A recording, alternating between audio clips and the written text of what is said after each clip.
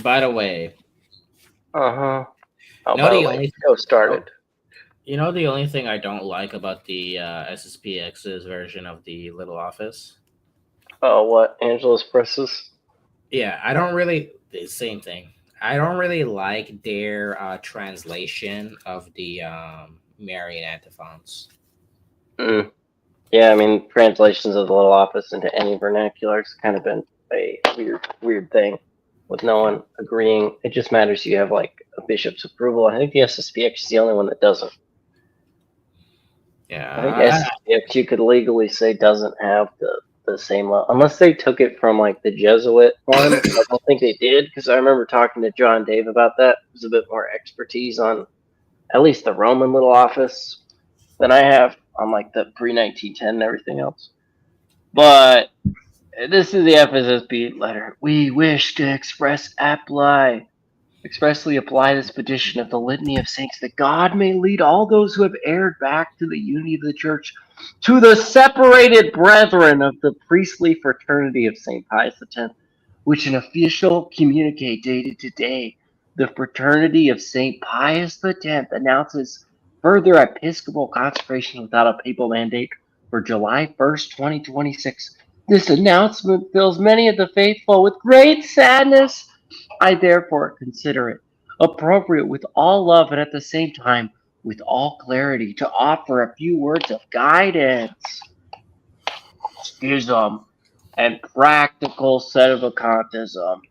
The schism is not overcome by denying it. According to Catholic doctrine, church unity is secured by three bounds: the bound of faith, the sacraments, and the hierarchical bond. This is precisely where the problem lies. The Society of St. Pius X emphasized that it recognizes the Pope because it prays for him. However, this recognition remains purely verbal. Praying for someone does not mean actually acknowledging their authority. Also, which FSS? Oh, this is the German FSSP, the gayest of the group. I forgot. Praying for, because these are the ones that had like a bunch of seminarians, I think, leave during like COVID. Praying for someone does not mean actually acknowledging their authority. Well, the papacy is recognized in itself. The specific pope has no binding authority over the actual actions of the society. In effect, for them, the church hierarchy ends at the general house in Menzingen. I like how this is to Schmidberger's district. It's an aside, but the most favorable to Rome, and probably the one that's the most like liberal, I guess, liberal wing of the society. Besides the explicitly advocated dogmatic sedevacantism, there is subtle practical. Besides the explicitly advocated dogmatic sedevacantism, there is a subtle practical sedevacantism. It consists of acting, in fact, as if the Pope did not exist. This very kind of practical sedevacantism is clearly recognizable in the Society of St. Pius X. When they speak of fidelity to Rome, they mean an abstract eternal Rome, not what they pejoratively call the institutional church. In this way, the society effectively sets itself as the standard for ecclesiality. They want to be measured by the church, but they measure the church by itself. Is this assessment exaggerated? A concrete example may clarify this. Sunday obligation. According to the teaching of the Society of St. Pius X, where can one fulfill the Sunday obligations? Not in what they call the new Mass. This is portrayed as inherently bad. Indeed, is it fundamentally unacceptable? At the KJB youth meeting in 2025, Father Kuzmeno compared to a thicket full of poisonous snakes. Not in what are called indult communities. These, according to Father Kucharek, at the same youth meeting, have betrayed the primacy of faith. He describes attending Holy Mass, the priestly fraternity of St. Peter, as wrong and a danger to the faith. I mean, yeah, you know, whatever. I don't really see a difference between their priests and the SSPX at this point. Private, even if it's all private. So I mean, this letter vindicates the FSSP. Ultimately, this leaves only one way to fulfill the Sunday obligation: attending the Society of St. Pius X's own chapels. If these are inaccessible, one is considered excused from the Sunday obligation according to the official doctrine of the fraternity. A free church, despite all the differences from Protestant free churches, Striking structural parallels cannot be overlooked, especially with the recently announced schismatic episcopal consecrations. The Society of St. Pius X is being constituted more and more in the manner of a Catholic free church. The sad example of Bishop Williamson shows where such a path leads. Whether the points mentioned above are true can be verified by any follower of the Society of St. Pius X by examining their own priests. If this society were truly in full unity with the Church, what a great blessing it could bring. These words are not to be understood as an official statement of the priestly fraternity of St. Peter. I'm writing because this matter is close to my heart, and I wish to earnestly ask all the priests and faithful associated with the SSPX not to be deceived by schismatic reasoning. Ultimately, everyone faces a choice for the visible unity of the Church or for a path that effectively leads to ecclesial isolation.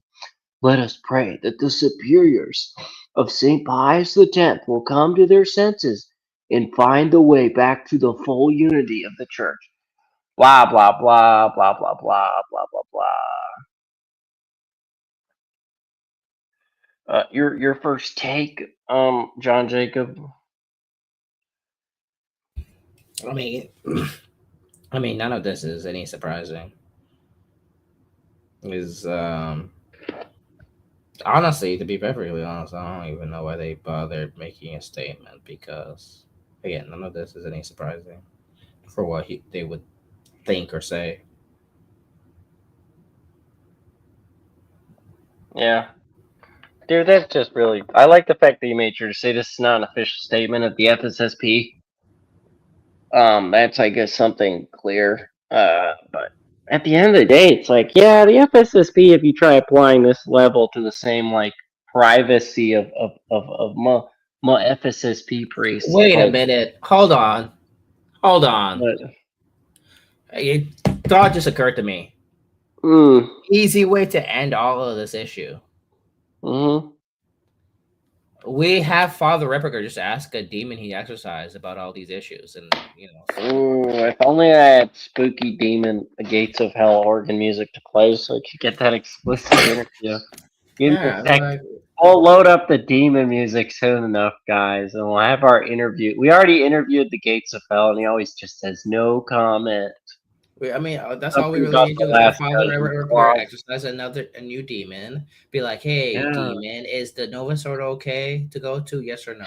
Hey, demon, is Pope Wait, Francis the Pope? wait Yes a or sec. no? But Father Hey, demon. Ripper has said that the Nova Sordo is damaging. That he has no opposition to the SSPX. Yeah. And even Yeah, FSSP well, that's his personal opinion. Did a demon tell him that though? he might have. You don't know. I mean, there was that whole FSSP talk on Census Fidelium like years ago. I think it's 8 years ago now. And I'm sure I can find it really easily. That literally the FSSP is like, yeah, Rome gave us permission just to tell our faithful they aren't obligated to go to the Novus Ordo if that's all they have. Us priests just have that faculty. All that matters to us is that we're doing it legally. We're legally doing it. I remember, it reminds me of like the whole like people who are like, no, I don't think the Latin Mass is better. I just have a preference.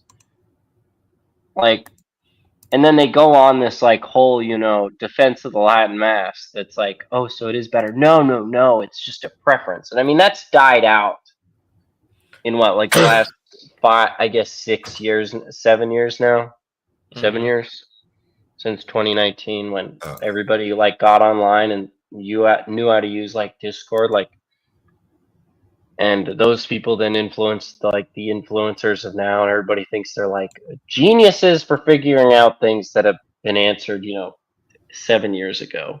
Because I mean, the SSPX changed their website. A bunch of stuff changed.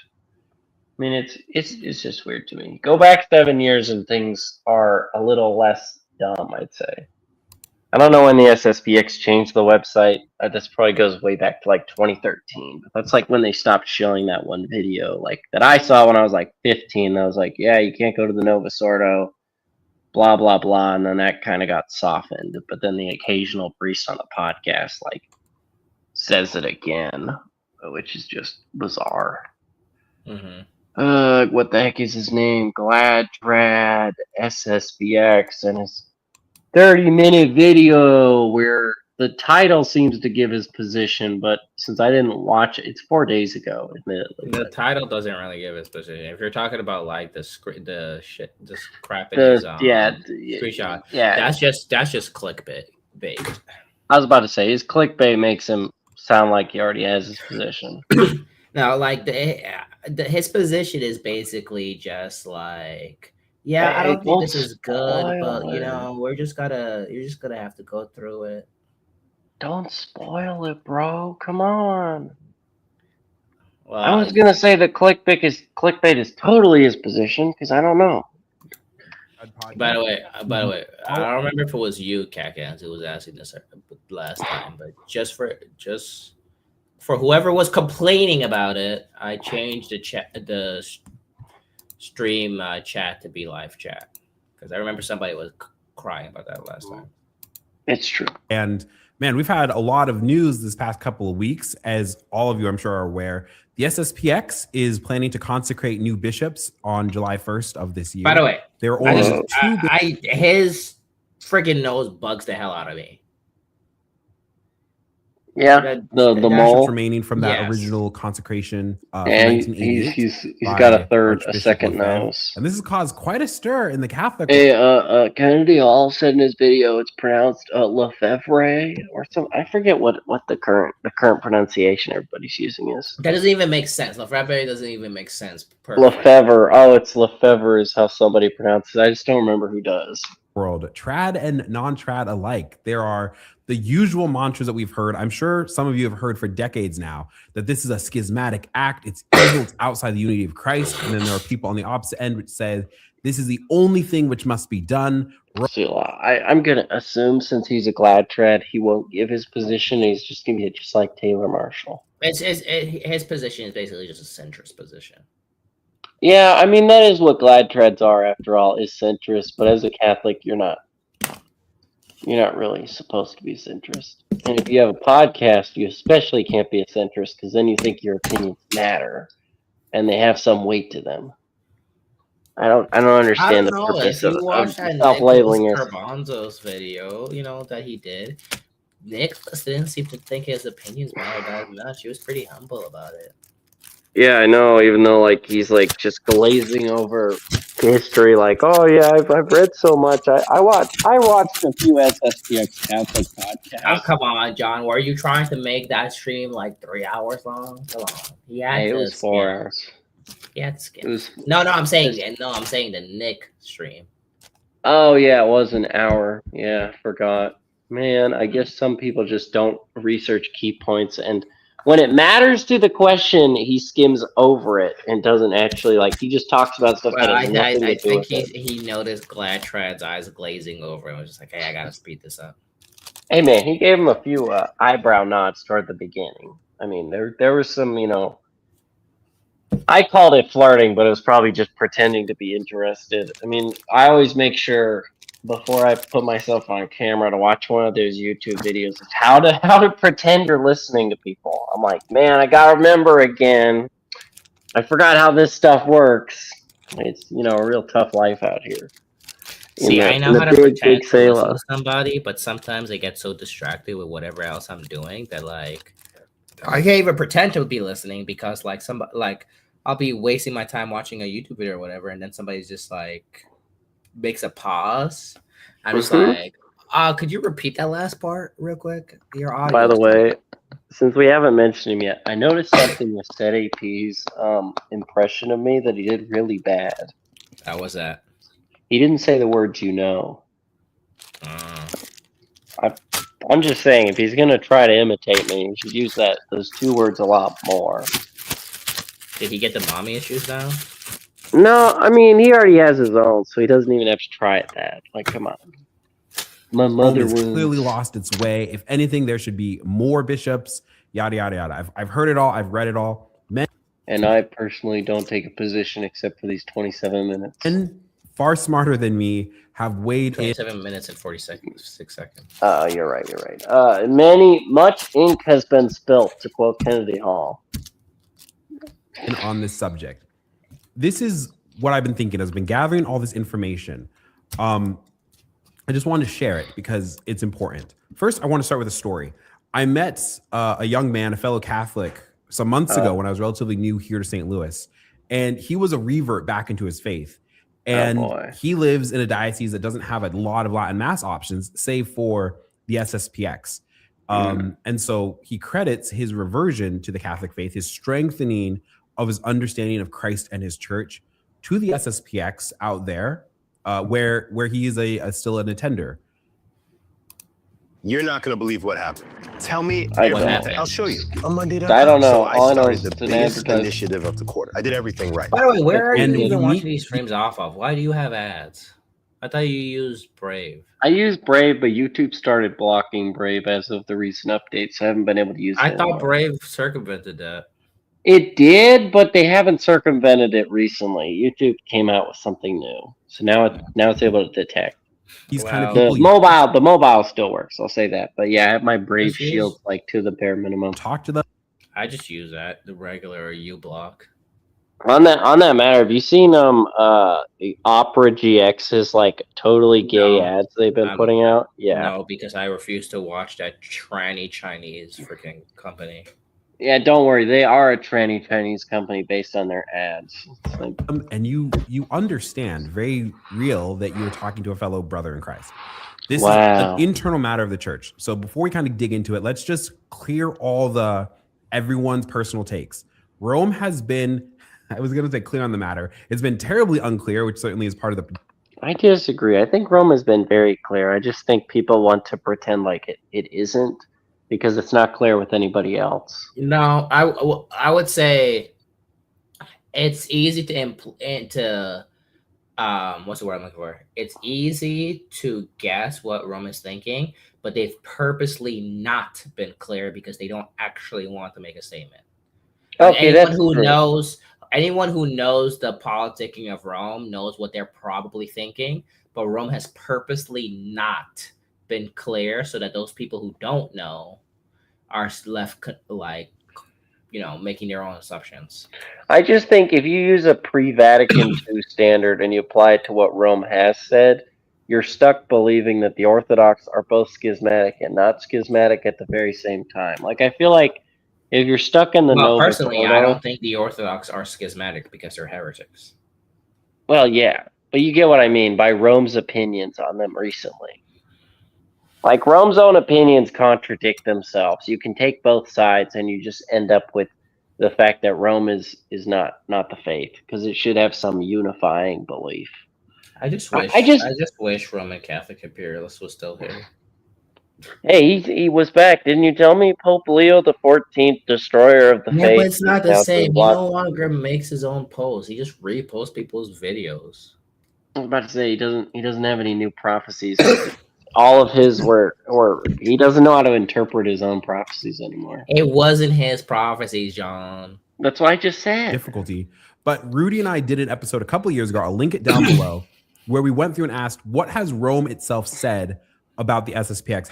It said they're schismatic. It's also said that schismatics aren't really schismatics. So no. Rome, like Francis Forward, has specifically said that the SSPX were not schismatic, but at the same time, we're not gonna, treat them normally. But they're not schismatic, bro. I know. We're not going to treat them like they're in communion. We're going to say they're in partial communion. They have some faculties. Hey, they got rid of the exhibition. They gave them universal jurisdiction. They asked them to pray with them. So they're not schismatic, but at the same time.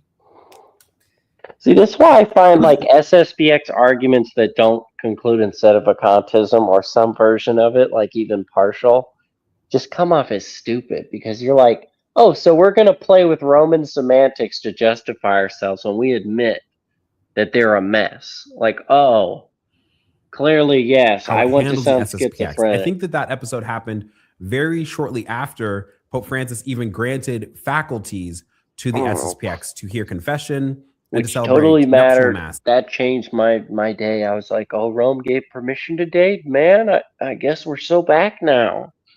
Which means, of course, that often the Eucharist is celebrated with nuptial masses. Bishop Schneider has weighed in on this.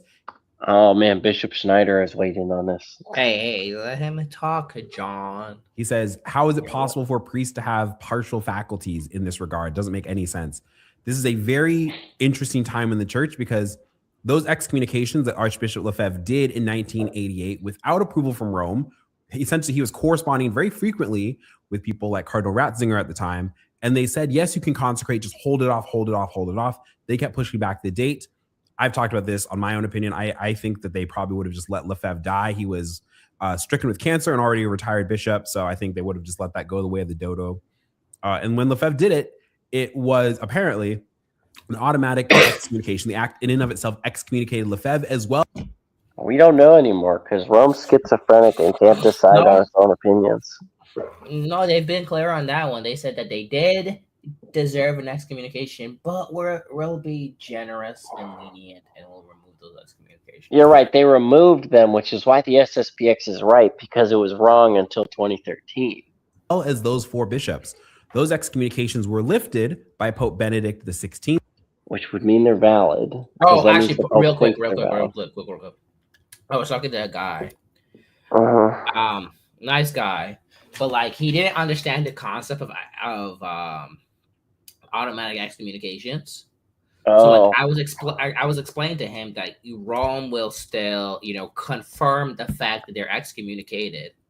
So he's just like, so then you're saying like they're excommunicated, but they're not? It's like, no, they are excommunicated, but Rome is just confirming whether or not they are, so that nobody has confusion. Like, what's hard about this to understand?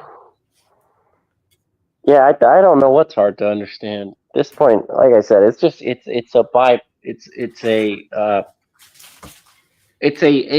more so. I think the entire debate is proof that everything is null and void, or at least within suspicion of null and void. I just think at the end of the day, if you have to argue these points, you've already admitted that you don't actually know if what Rome has done is actually like has any authority from God. Keep going on without me. I'm gonna go take a piss real quick. Yeah, I don't know. I just think this is a mess. At the end of the day, when you listen to SSPX and Novus Ordo debate, you come away with the fact that, oh gee whiz, both of them won't admit that they are admitting their own invalidity. It's just too many like stupidities to have to like contradict. You have to contradict yourself and speak out of both sides to defend us. It's very stupid. Anyway, on a piss break. We might as well. We riz them with the schism. The letter was a little much. Yeah. Especially with it removing its own, like, we are winning and we're so back attitude some people put on it.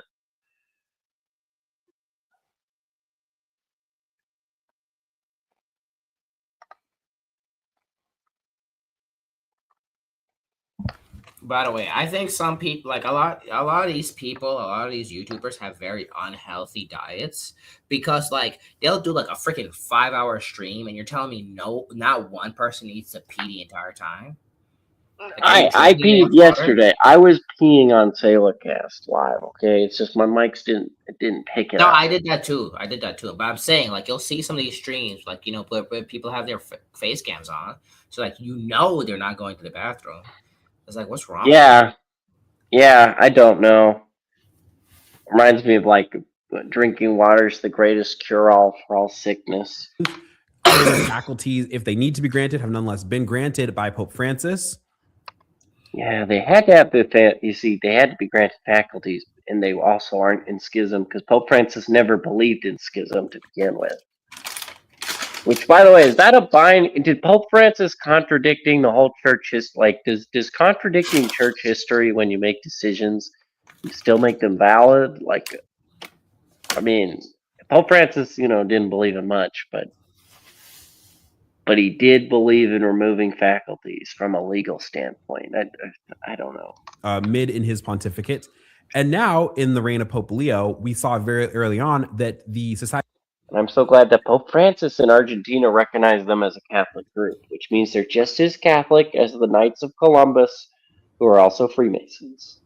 Those people who had their excommunications lifted by certain bishops. So, I mean, I'm so glad we have such a strong argument for the SSPX,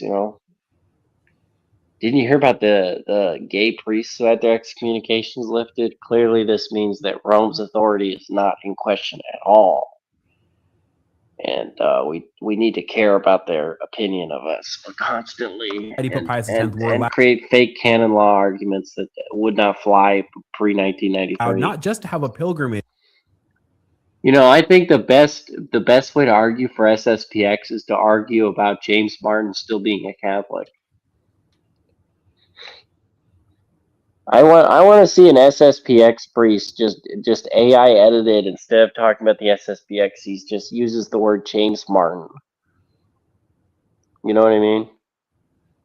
Just edit a few things James Martin has said, and then use that as your argument for the SSPX. To Rome, but to celebrate Holy Mass inside St. Peter's Basilica. Let's say that again. They were allowed to celebrate Mass inside St. Peter's Basilica. Oh, just like the Eastern Orthodox have. Therefore, they are no longer in schism, I guess. If we're talking about to me is why I think Orthodox do. Oh, when the popes have celebrated with them. That's what I'm talking about. Like even Paul VI. Or the prayer services with the Anglicans, or when the Anglicans were allowed to use a part of St. Peter's Basilica. Hey! They didn't know that they were Anglican. They thought they were part of Ordinariate. You're right. My bad. It was it's a simple mistake to make, because they do the exact same liturgy. Okay, I will say this: I don't think there's a definite proof that any non-Catholic group has celebrated anything within the Roman Basilica, maybe. But even that, I think, is a stretch. I would assume it's already happened. But certainly in other dioceses. About assumptions. Yeah, you're right. The assumption is an infallible dogma. That's what they say. Basilica. So for everyone who is saying this is the worst schism that's happened in a while, how could this happen? Where were y'all when that was taking place? We actually saw an illicit mass above the tomb of St. Peter, to whom we pledge our unity through the Pope. Doesn't really wash. So anyway, this is what I just wanted to say about this whole unfortunate conflict. It's a lot of noise. Catholics, it's a lot of noise. And I know it's really great because everyone wants to be the smartest in the room, and everyone wants to have some take on the SSPX. Everyone wants to draw these battlegrounds. Can we not just admit that it's confusing? Can we not just admit that Yeah, and that's why I say the confusion is the greatest proof against any of it being valid. Any of it being officially the Catholic Church completely. The weight of history gives us a very fundamental question. When Lefebvre consecrated back in 1988, an IQ of 85 to 115 is considered average in the U.S. Hey, I'm just trying to support this content creator, okay, John Jacob? Financially. And that's why I'm watching every ad. The buildup, all before those consecrations. What led to those moments? A question has to be asked, especially since the end of the council. Is the church in a time of crisis? Is there a confusion? At some points, is there an obfuscation on the teaching of Christ and his church? Has this confusion stemmed from the clergy? Has this confusion stemmed from Rome? If the answer is yes, we have a problem. We've been having a problem for in particular 60 years, and that might take or mean some drastic actions, then that obviously might change your disposition on how you view these consecrations. If the answer for you is no, the church is not in a crisis, I'd be very surprised. But if that is genuinely, you've come to that of your own conscience, okay, well then, yeah, it makes complete sense that you would think that the sky is falling down. Mind you, these bishops' excommunications were lifted. They were lifted, by the way, and they didn't renounce their titles of bishops, their office of bishop, their ministry as bishops when these excommunications were lifted.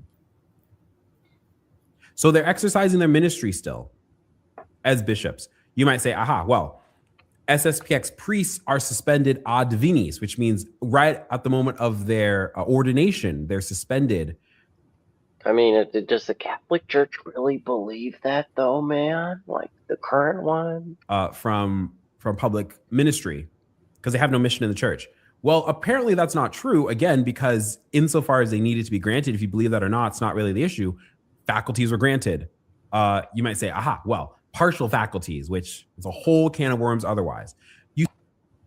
Didn't like Paul VI grant the Eastern heretics like the partial faculties though too? I remember Michael Lofton used to say this or some crap. No, I don't think that's true. I'm thinking that's something that Michael Lofton made up.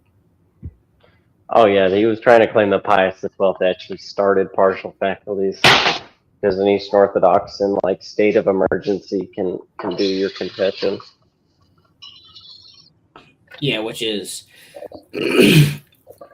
I complete just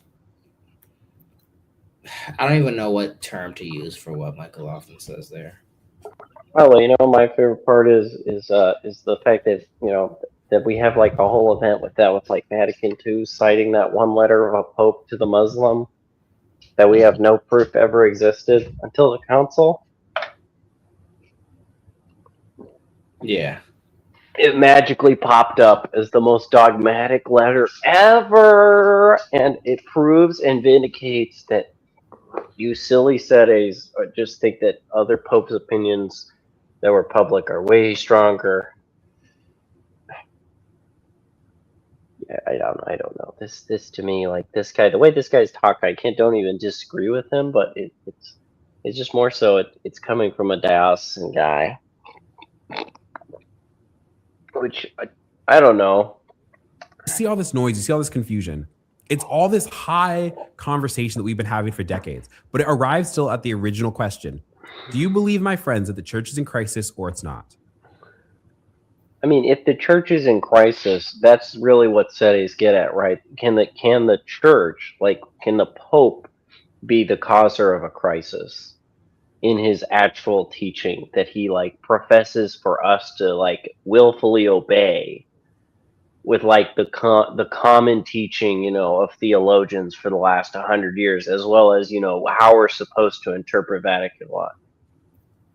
And I feel like unless you're an SSPX priest, which by the way, I think the strongest argument, and I talked to Vince about for SSPX priests to give their weird take of R&R, is just the fact that they're priests, but it wouldn't be something they're allowed to say really publicly or teach the laity to hold to, because it's a very improbable opinion. But it still leaves you in the same mess of just why. I just don't understand why people are stuck up with like people like Peter Kwasniewski, who basically have to disregard like Vatican I as a council that we're bound to, or we have to like basically destruct anything Vatican I did, or what like the last 100 years just didn't happen. Pretty much, last 200 years didn't happen. Like, and those are all of the SSPX talking points in the last 200 years. So it's like, is anything valid? Like, I don't know. I think SSPX almost, and as well as like people like John Farrell, almost turned into like 2 centuries sedevacantism. So I turn actually, I'll link this also. This was, I think, one of the most powerful homilies I've heard in a while. His Excellency Bishop Fillet was giving a homily. He's one of the 2 surviving SSPX bishops. He's out in the seminary for the SSPX. I think the one here in the States. I think he's in Pennsylvania or something. And he gives a really good homily. He's explaining the reason for the consecration. But he says a lot of things in there that I think give pause. Number one, he's highlighting a fact that a lot of us have known, even if we're not traditionalists, if we're just Catholics trying to get deeper into our faith, which is that there are so many times, myself, I'm in this boat, where I grew up loving the faith. I grew up knowing Jesus, thinking that I loved the faith, but I didn't know really much about it. The way that I learned about the faith was mostly through external resources that I had to find on my own volition. It wasn't because the catechism was opened to me in a sort of depth that I see with people far younger than me nowadays, especially. Which, by the way, Selah, I would like to clarify for the audience that younger people are not smarter.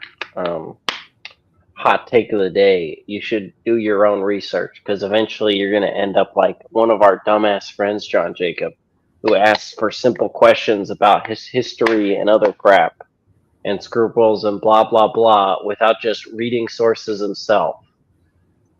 I mean, yeah, maybe he'll come away with a dumb conclusion. Wait, you know what just occurred to me? What? This dude wants to be a teacher and he doesn't read anything for himself. I was about to say, you should read things for yourself so that you don't sound like a regurgitator of just a simple talking points. And I mean, that can be watching documentaries, that can be watching interviews. Like, just please, people, don't trust Selahcast as your source of the faith or how you're going to argue because, no. Like, books are overrated for sure, and if you can live that life and be disconnected from them, that's great that you've read enough. But at the end of the day, it's your job to do the research, not mine or Selahcast or Sede Picante or anyone for that matter. Like like WM Review, I think fits bare minimum, like being able to skim documents without having to really read them. But that's because they give you quotations. And I don't want to give quotations.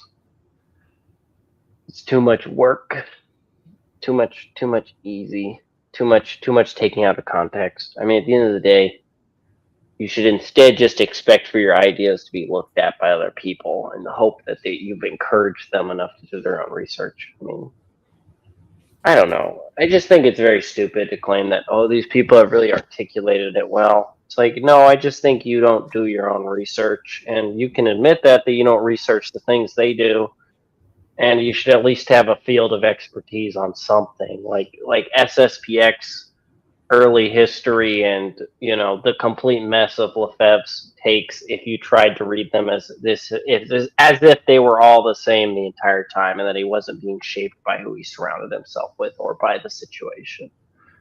Like, I'm sorry to say this, the human brain is far more complex than just, I have recognized the Pope the whole time and everybody recognized the Pope the whole time and there's not this. And men don't even fight about things in the SSPX. It's a united front, and there's no wings, and there's no, pushing people out. I mean, who believes in that stuff? We SSPXers are the purity of the faith. I mean, for me, at the minimum, the Pope's whole job, supernaturally and guided by the Holy Ghost, is to be the unifier of the faith. And if a pope doesn't exist, you can pretty much expect the exact mess we're in right now. And Pope Benedict did not help any trad by pretty much creating a fake papacy theology that's like, minus munus, plusus, subtractionis, the PEMDAS of the papacy. Did you do the parentheses first when you went over the parentheses, and then the exponential values of the papacy, and then the multiplication, division, addition, subtraction? Like, it's not calculus. No, that's not even calculus. Because that's when you start getting into what is it, John Jacob? Like your actual algorithms you have to memorize. I thought you were good at math. I mean, if I remembered the math that was algorithm based that I haven't had to use, sure. But algebra requires no algorithms. That stuff's simple. Algebra is simple. Calculus is when you actually have to start memorizing things. I mean, you could totally learn it yourself and figure out what your algorithms are going to be. I mean, that's what algebra got you ready for. And then calculus just hands them to you instead. And you don't really know. I can imagine a certain old friend of ours who would probably not think that algebra is easy, but that's because he's mentally retarded. I was about to say, algebra, if you can't at least do algebra, you're pretty much screwed on any other math, because algebra is like your bare bones steps to approach anything, like the most high IQ supercomputer math where you're simulating chemicals with stoichiometry taken to this extreme that also has 3D mapping, which that goes into beyond trigonometry. I don't know if trigonometry is the one with the graphs, and then you add 3D, and I think that probably creates a new term.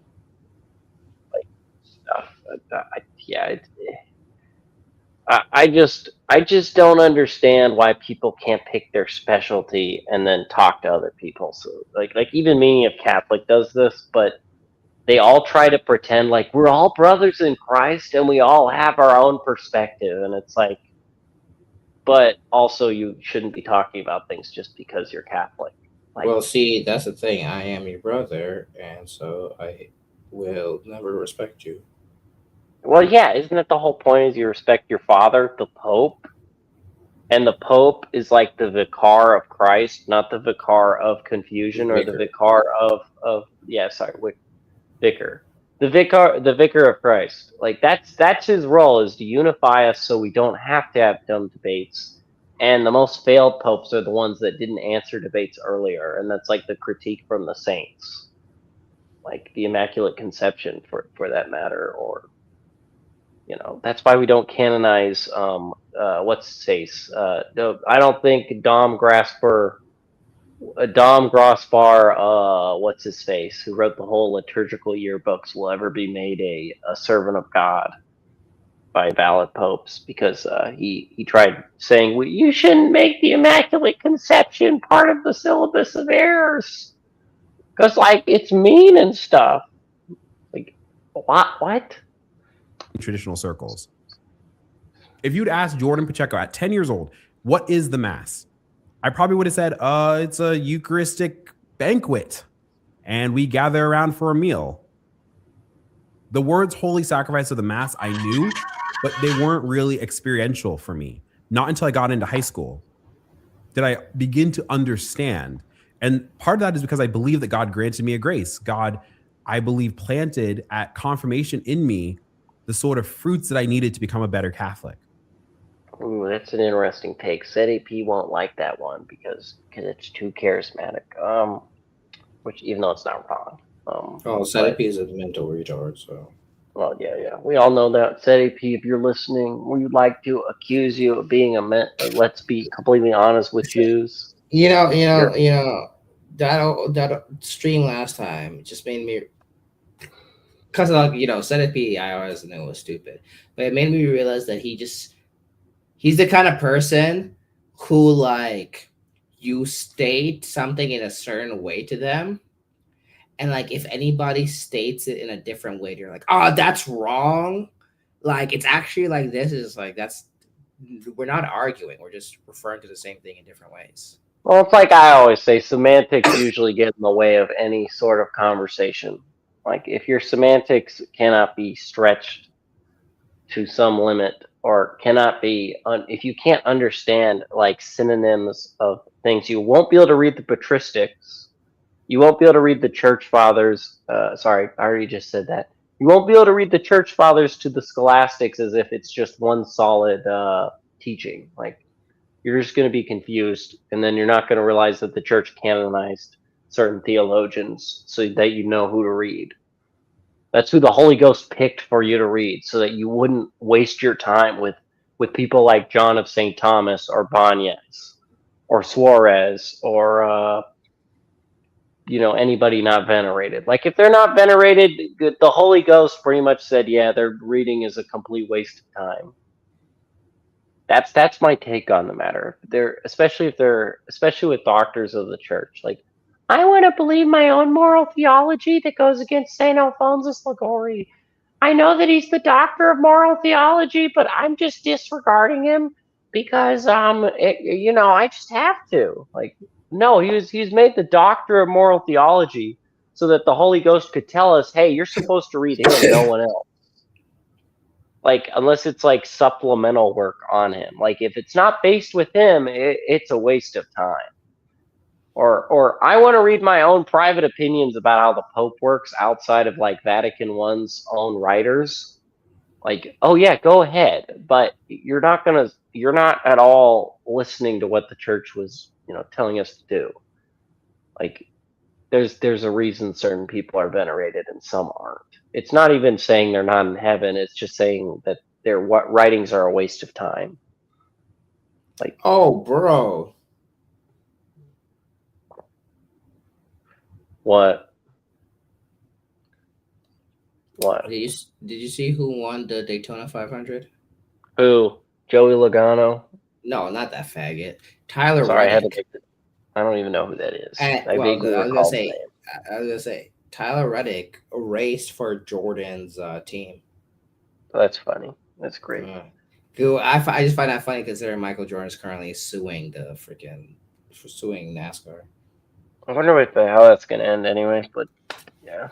When I started going to the traditional Latin Mass, it wasn't because I hated my upbringing in the Novus Ordo. It wasn't because I hated the Novus Ordo. Did you see? He said Nervous Ordo. He's disrespecting I know. the Mass of Vatican II by saying it that way.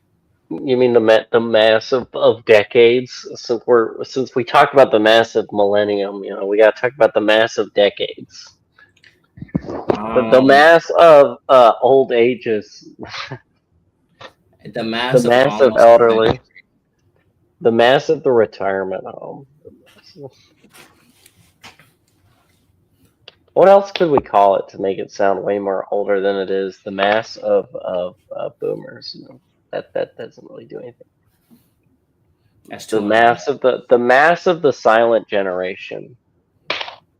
The Mass of the Great Wars.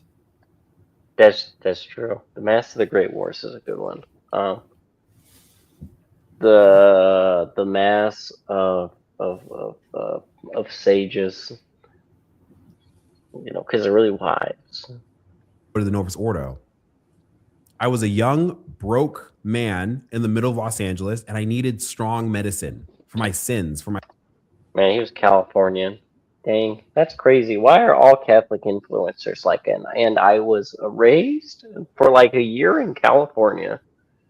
Man, I don't know why. You answer that question yourself. Hey, I don't know why either. It's Michael Air Conditioner Naden. My salvation. I wanted to know what the church had always taught and believed, and still apparently teaches and believes. And I found that in particular with the traditional Latin Mass and with the sort of traditional theology, forms of piety, all those things that come around it. Here's a reality that we live in. Listen, I attend with the Institute and the Diocesan Latin Mass right now. Sorry, I don't live in reality. I haven't gone there yet. It would not be a skin off my nose personally if I went. I've been. Well, apparently it also wouldn't be a what are those called? A mole off his nose either. I've witnessed at Mass with the SSPX before, back home in Colorado. I have what I call a historical. He didn't attend. He witnessed. Fondness for the SSPX. And I think especially post the confusion that's happened under Pope Francis, it's very evident to me that no, we're not out of the crisis. I think that the overtones towards the society have been nice, mostly for the sake of her faithful, which there are millions of people who love the Catholic faith, who've come to know Jesus Christ because of the Society of Pope Pius X. Honestly, I just think it's because God has a sense of humor. So he's like, yeah, I'm going to permit them to like create even more of a mess for people so that they just sound stupider. So that the longer this goes on, the more, vindication there is for other positions. Like, because as time goes on, people become more accepting of more stupid ideas. So you have to make the stupid ideas permitted to be even dumber and make even less sense. I mean, how else are you supposed to like make things obvious? And to them, if it wasn't for the Society of Pope Pius X, not only would their faith be lost, but here's kind of the smoking gun. Here's just what we have to stand back and just admit. We don't have to be passionate about it. This is just a historical fact. Without the Society of Pope Pius X, without what Archbishop Lefebvre did. Well, he's a recognize and resistor. He didn't call him St. Pius X. He called him Pope Pius X. Whether you agree with it or not, there would be no Ecclesia Day, which means in our current time frame of things, there would be no Fraternity of St. Peter, no Institute of Christ the King, no Institute of the Good Shepherd. Maybe they'd survive, actually. I'd have to look at their history. But point being is there's no Ecclesia Day communities, right? Stop taking meeting notes and let ClickUp AI Note Taker do it for you. Make sure you use your AI Note Taker so you can watch That's really, really troubling. That's really, really maddening. Is he saying that without the SSPX, there is no Latin Mass? I mean, yeah, basically. I don't know why that point is even debated. You know what I mean? Like they probably give the best advertising, even if it's like even bad coverage produces good results. When you see the restriction that the mass, man, if only people realize just how new clickbait is and how we never had clickbait 100 years ago. Nobody ever did false advertising in the past, is all I gotta say. I wish we could go back to when Christendom was 100% Catholic and 100% based. Everybody went to heaven. and the traditional faith have had for decades now. And what I've seen online, it kind of boggles the mind, it breaks the heart, because there's almost like two separate arguments happening. There's these intellectual arguments that are reserved for the clergy and for people who don't have boots on the ground experiences with the SSPX. The SSPX is more of an idea to them than it is anything they've interacted with. They might not know priests or religious who are SSPX. They might not know any laity who are SSPX. So this is just an impassioned, again, historical sort of debate. Oh, Lefebvre excommunicated himself. These people are in schism. I've heard this from the pulpit, by the way, at different fraternity parishes. You might say, well, shouldn't you listen to your priest? Yes, I've also heard the opposite from the pulpit. So if it's confusing for the church, it can be confusing for us too. Which leads to the second argument, right? Which is the people with boots on the ground. Like, the faith is not hypothetical. Okay? Having your children be raised Catholic is not hypothetical. Waking up one day and recognizing that there are entire categories of Catholicism that you never heard or discovered before and had no means to in your present parish is not hypothetical. There are so many stories of people becoming more in love with Jesus Christ, which at the end of the day is the entire reason the Catholic Church is there. Her mission, given to her by Christ, is for the salvation of souls. To be a teacher to the world. A teacher for what purpose? That the world may know him, that all may be saved by his name. The scriptures are very clear. Under no other name are we saved. And the scriptures are also clear. He gave us, Jesus himself gave us a church. When I look at kind of the disliking that people have about the SSPX in this impassioned way, I think about the interactions I've had. I think about the sort of stuff I consume. And again, I'm pretty full communion Jordan right now. And I probably will be, I'm very grateful to the fraternity, which I credit very, very strongly to grabbing me when I needed to know the faith most. And I'm grateful to the Institute right now. And I'm grateful to diocesan Latin masses, which is why I'm so mad all the time when they get shut down, when bishops refuse to see how people are finding faith through the traditional Latin mass. It's a huge travesty. And at the end of the day, it's almost like they don't have the faith. Crazy. Wow. No. Whatever. I get what he's saying. Whatever.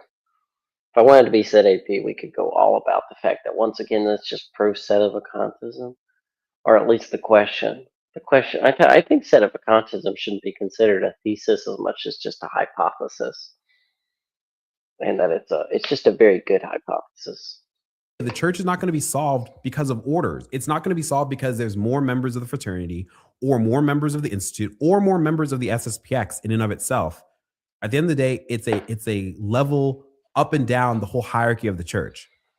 The ability for a priest to live and teach the traditional mass and the traditional catechism, because these are the ways that have been proven at all time, space, and history to be our strongest grasp to know Christ. We've lived in this era of novelty. When I've read Lefebvre's open letter to confused Catholics, I was almost mad because I felt like it could have been written 2 years ago. Lefebvre is talking about, in that book, the destruction of Catholicism, not just in his beloved France, but also particularly in Europe, in the North countries. He talks about America too. The introduction of communion on the hand, this catechism going around in the northern countries near Flanders, that was just had to be pulled because it was actually teaching heterodoxy. Priests who would dress in plain clothes and go to work and get a job. If you remember that documentary that I have on the channel here, The New American Catholic, nuns who ditched their habits, famously the Sisters of the Immaculate Heart out in California, the first order here to ditch their habits. Now there's 3 of them left, I think. Fun fact. The collapse of religious life. For years, I spent listening to people. That's because the SSPX left the church. That's why they left their habits, because no one has free will. And the SSPX were just so convincing, they actually did the opposite. That, like, ladies were like, Archbishop Lefebvre, I can't even consider myself Catholic anymore. So dumb.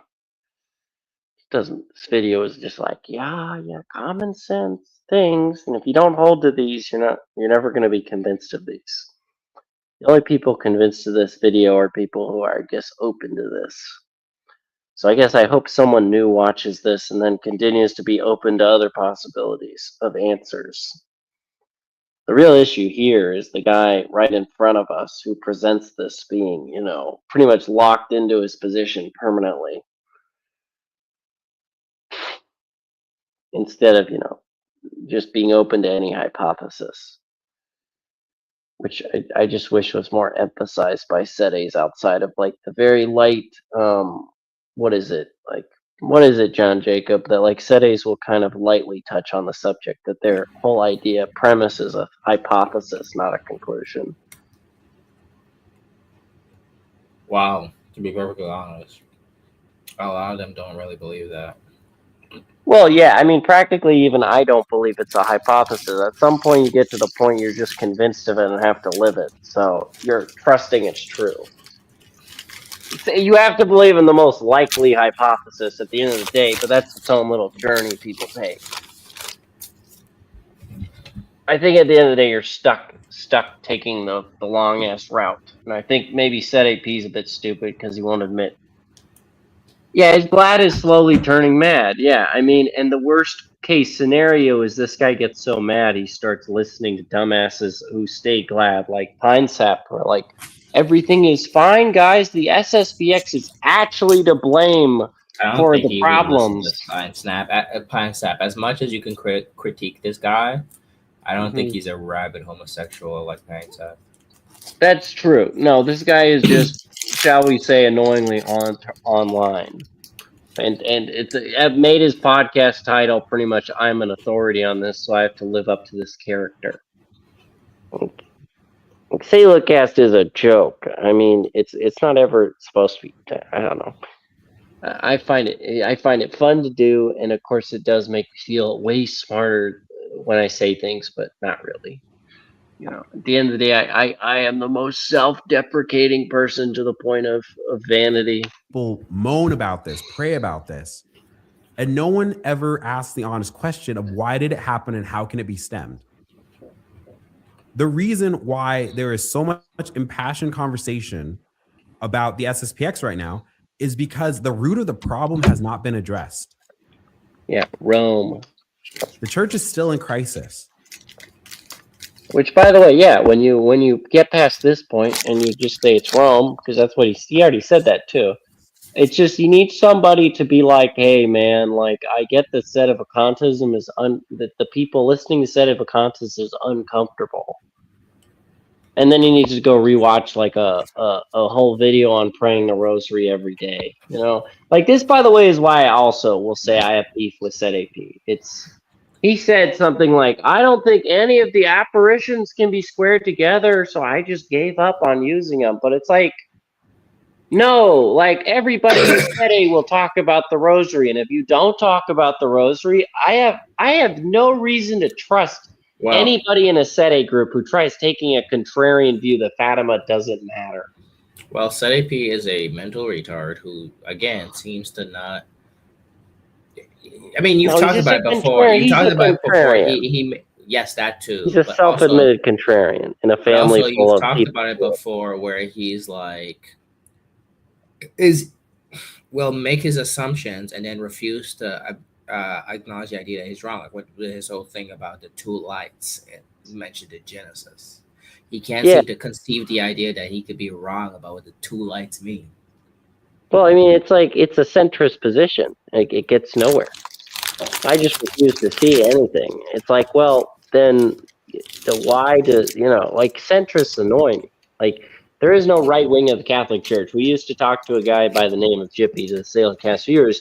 who believed, and he refused to until basically it was slapped in his face 6 million times, and by some act of providence, the one time when he got slapped, finally accepted. The worst part is he still, to this day, is very tempted to go back to it every time we discuss things, which is, oh yeah, there's a right wing and a left wing of the church.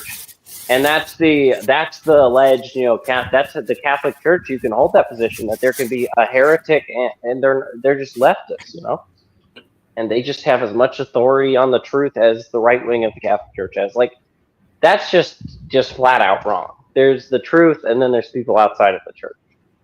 That's the actual truth of the matter, unless you believe in Vatican II, which means everything before it was wrong. Like, I don't know how Selahcast viewers see it. I assume we mostly agree on things, but otherwise you wouldn't watch. Especially St. Anthony. Yeah, St. Anthony of Padua Radfrat takes the same position I do on the SSPX. And I just think this is your stepping stone video of is Jordan Pachenko here, like, more open-minded than SETI? See, that's the real question we should have.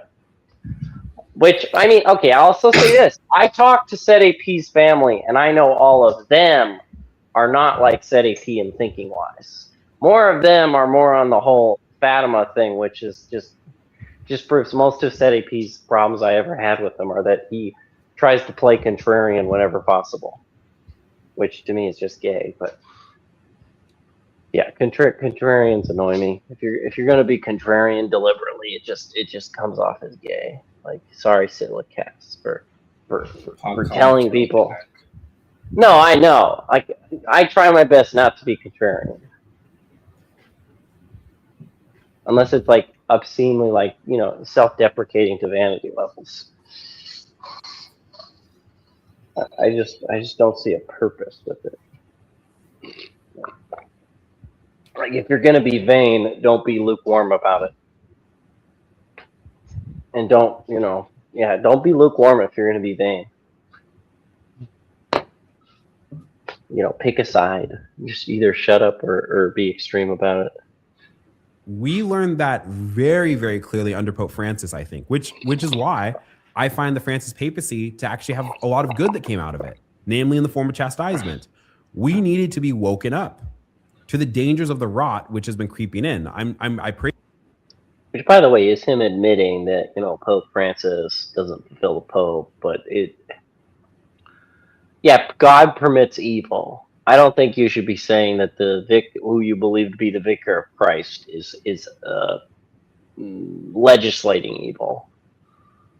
Like that's just I get what he's saying, and I get that this one day will turn this man SETI, but he's not saying that. This is why he's not saying that it is legislating evil, and that's kind of the whole point. That's kind of the reason why people like this and like the SSPX basically don't say that the Pope is invalid, because they don't believe that he was legislating the evil things that you were saying. I know, which to me is just putting blinders on. So it's I just don't think our position, I'm going to say this too, I don't think my position, your position, or the Selahcast position of most people who watch will actually change anything.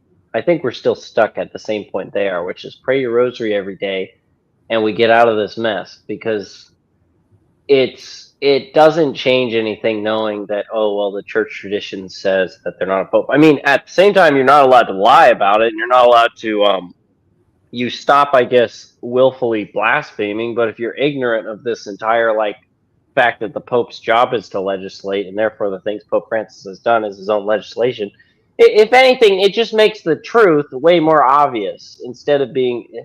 But practically speaking, none of this will change anything. That's the great truth, is you become SETI and nothing has changed when you weren't SETI. If you become SETI, it already means you're on the right path. But how you got on the right path, it doesn't. Yeah, I don't know.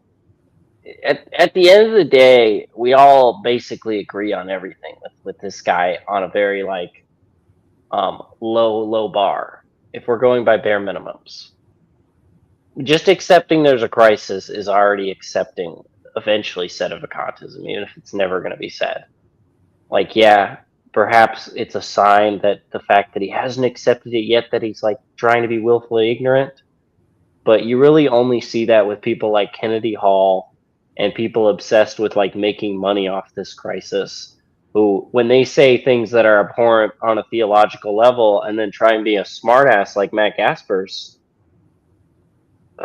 yeah, like he has. No, I don't think he's ever changed. I think this guy is just like us, just a viewer. Yeah, he never hated the SSPX. That's the whole reason he had what's his face on, because he was basically like, hey, Nick is a smart guy. I'll have him explain the SSPX and why they're not in schism. Like his whole thing was just playing devil's advocate to try. Which, by the way, is why I keep pausing the video, because I actually don't like listening to inquirers, because this to me is not very easy to make fun of. And if you can make fun of this, it is for purely content reasons and not for understanding what the purpose of this content, which is inquiring. I mean, if you're not inquiring, then there's no reason. At that point, you deserve to be made fun of. But this is inquiring. I mean, on a serious note, I don't think he's changed. I just think he's always been an inquirer who also clickbaits. Let's be honest, he did clickbait. Yeah, well, and hopefully that's the YouTube which is the great temptation to evil, I guess. Eventually, if that turns him into Kennedy Hall, then yeah, he's lost, and it will become incredibly obvious with the way he authoritatively states things, with no sense of like self doubt. I just can't imagine living in La La Land of like believing the SSPX on everything. Like, those people we know who do that aren't damned either, because the people we know at the SSPX who like hold the positions as just true are just simple-minded people who've accepted it and they don't move on. But they pray the rosary every day. So yeah, like I wouldn't try to get in an argument with these people. I will say this though, is that my thing is like the people who are just ignorant, that's one thing, whatever. If you're just ignorant, fine. I don't expect you to all be an expert on anything. The thing that I dislike are the people who are like, what's the term? I can't remember the term off the top of my head, but the people who like put too much emphasis and too much authority into the priests, like the local priests. That's the people that annoy me, because they're just like, well, the priest says it, so this must be true. It's just like, no, actually, the priest is.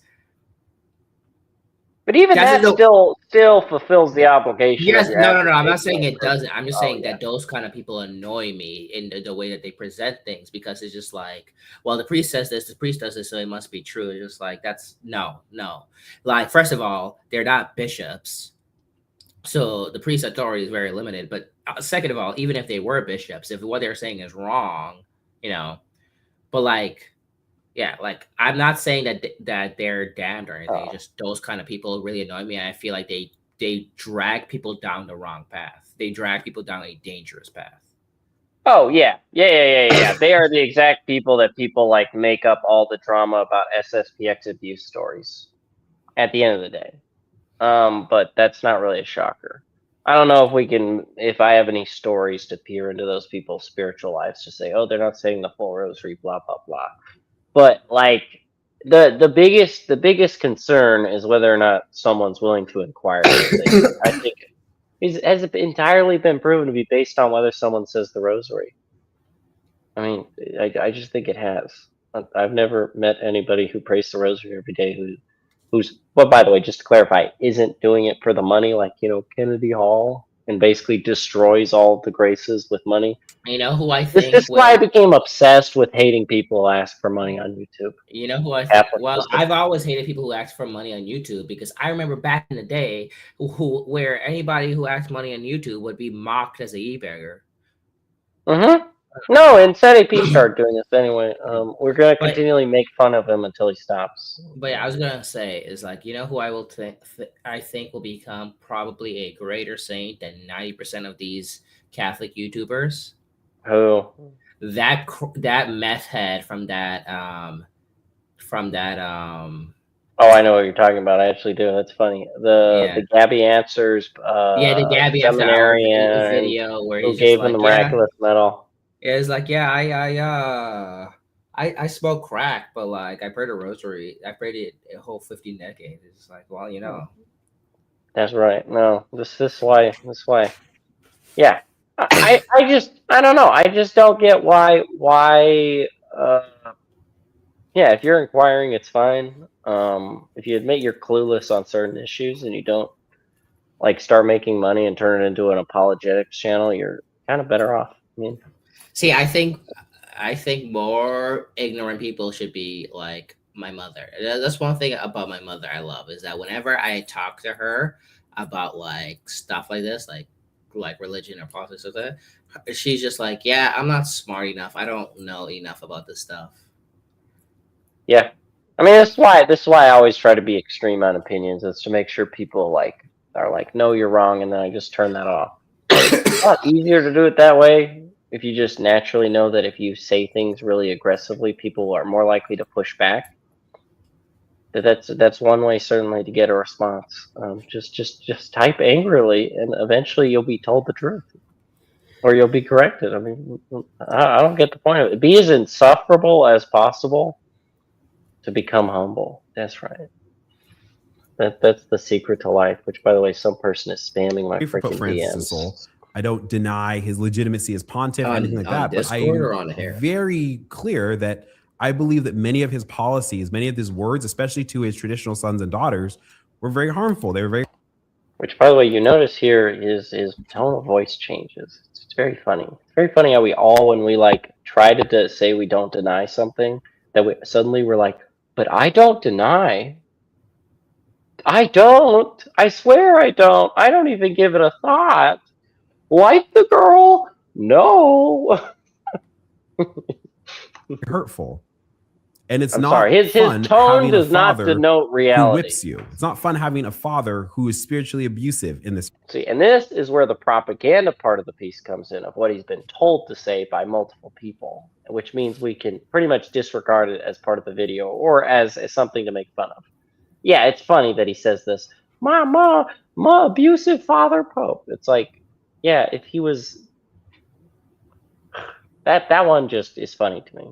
That one's just funny to me. Maybe all Sedis just have big time mommy issues, and therefore the crisis of the mother church no longer having a place that actually is physically visible makes it way easier to accept that there's no father. You know, because you were raised with a father figure, so you no longer need a father figure in life. But because you have no mom, you're more likely to accept the fact there is no mom.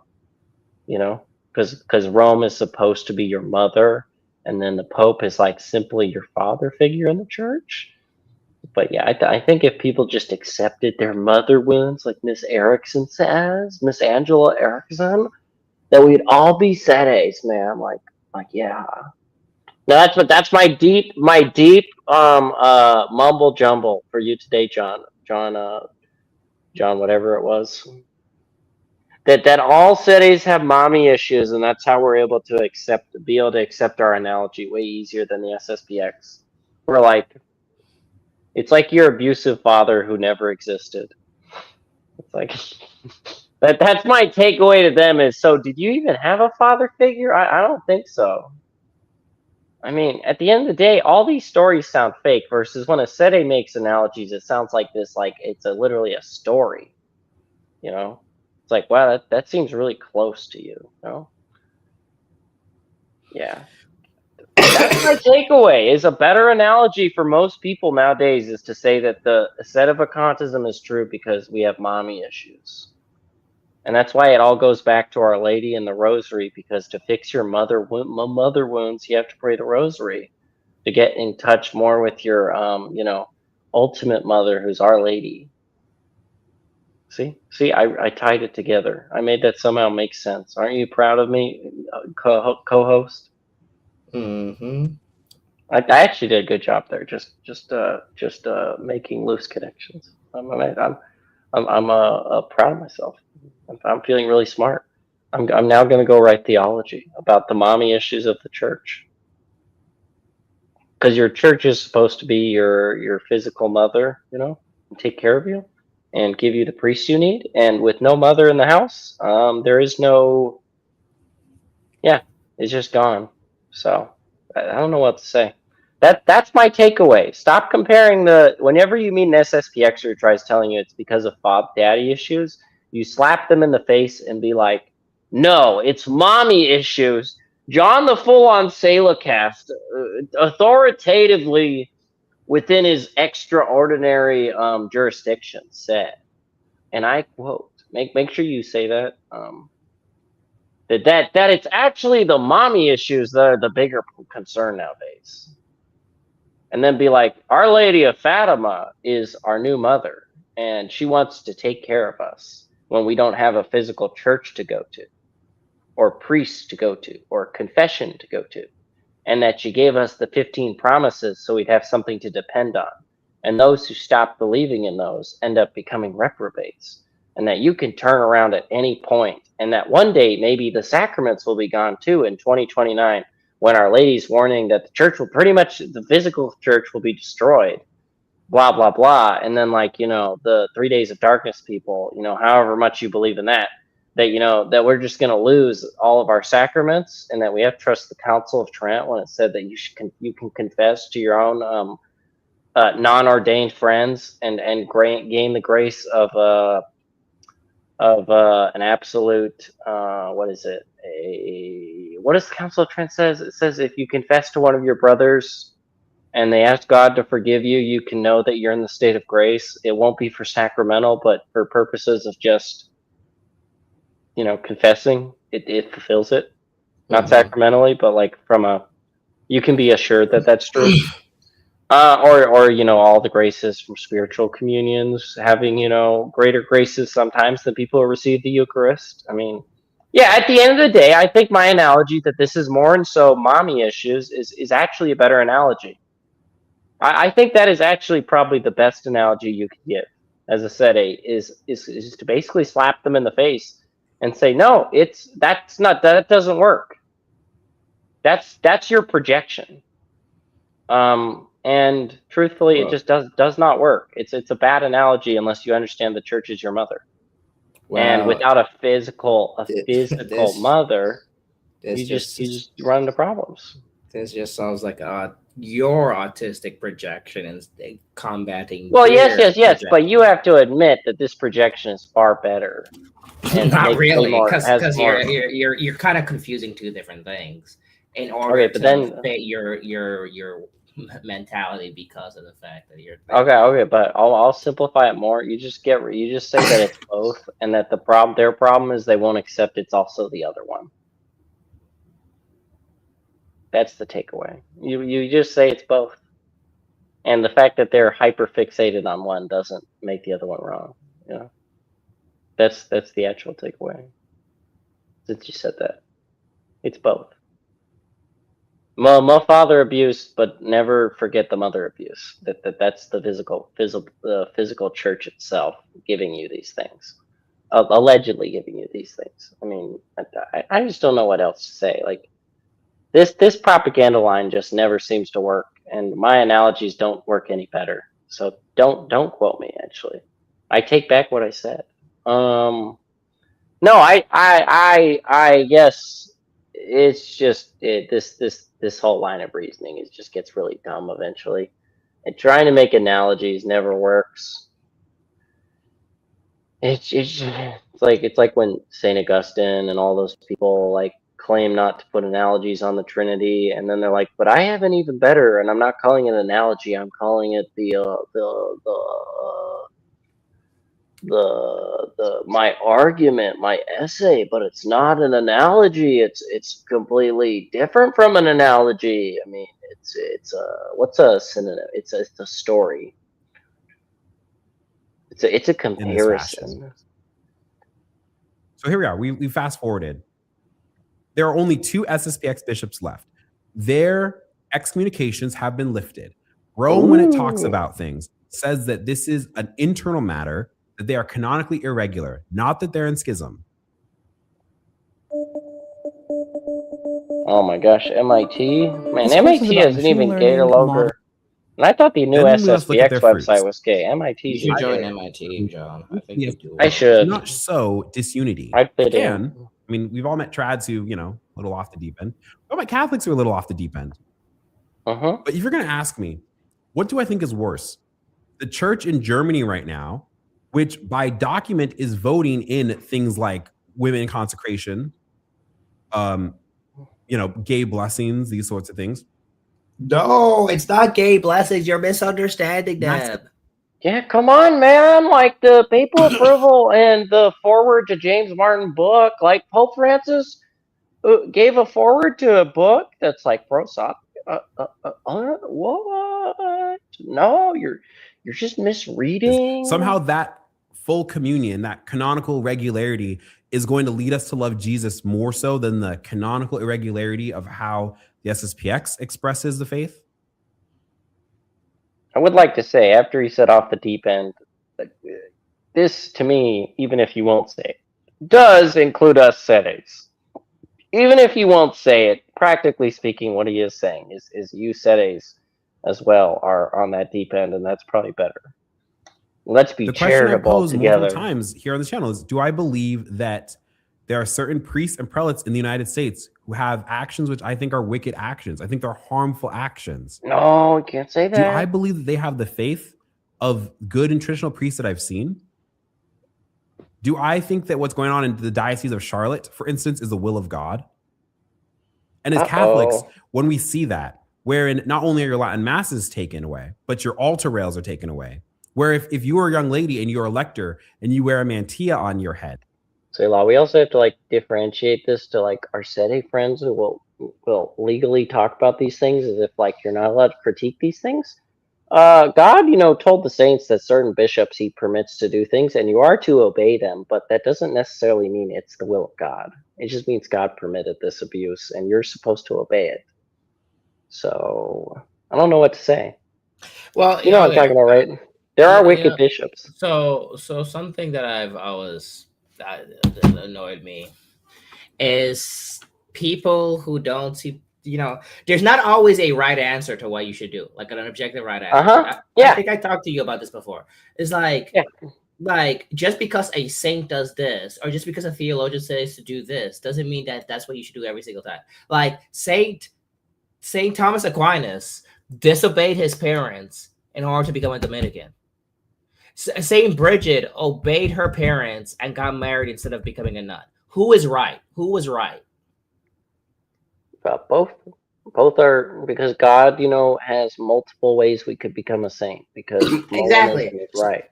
So like these people who are just like, oh well, this theologian says you do this, so you must do this, or oh, this saint did that, so you must do that. It's like, okay, but I could point to you a saint who did something else. Like I could point to you a saint who stood up to abuse, and I could point to you a saint who suffered through abuse. Like, is one of them wrong to do what they did?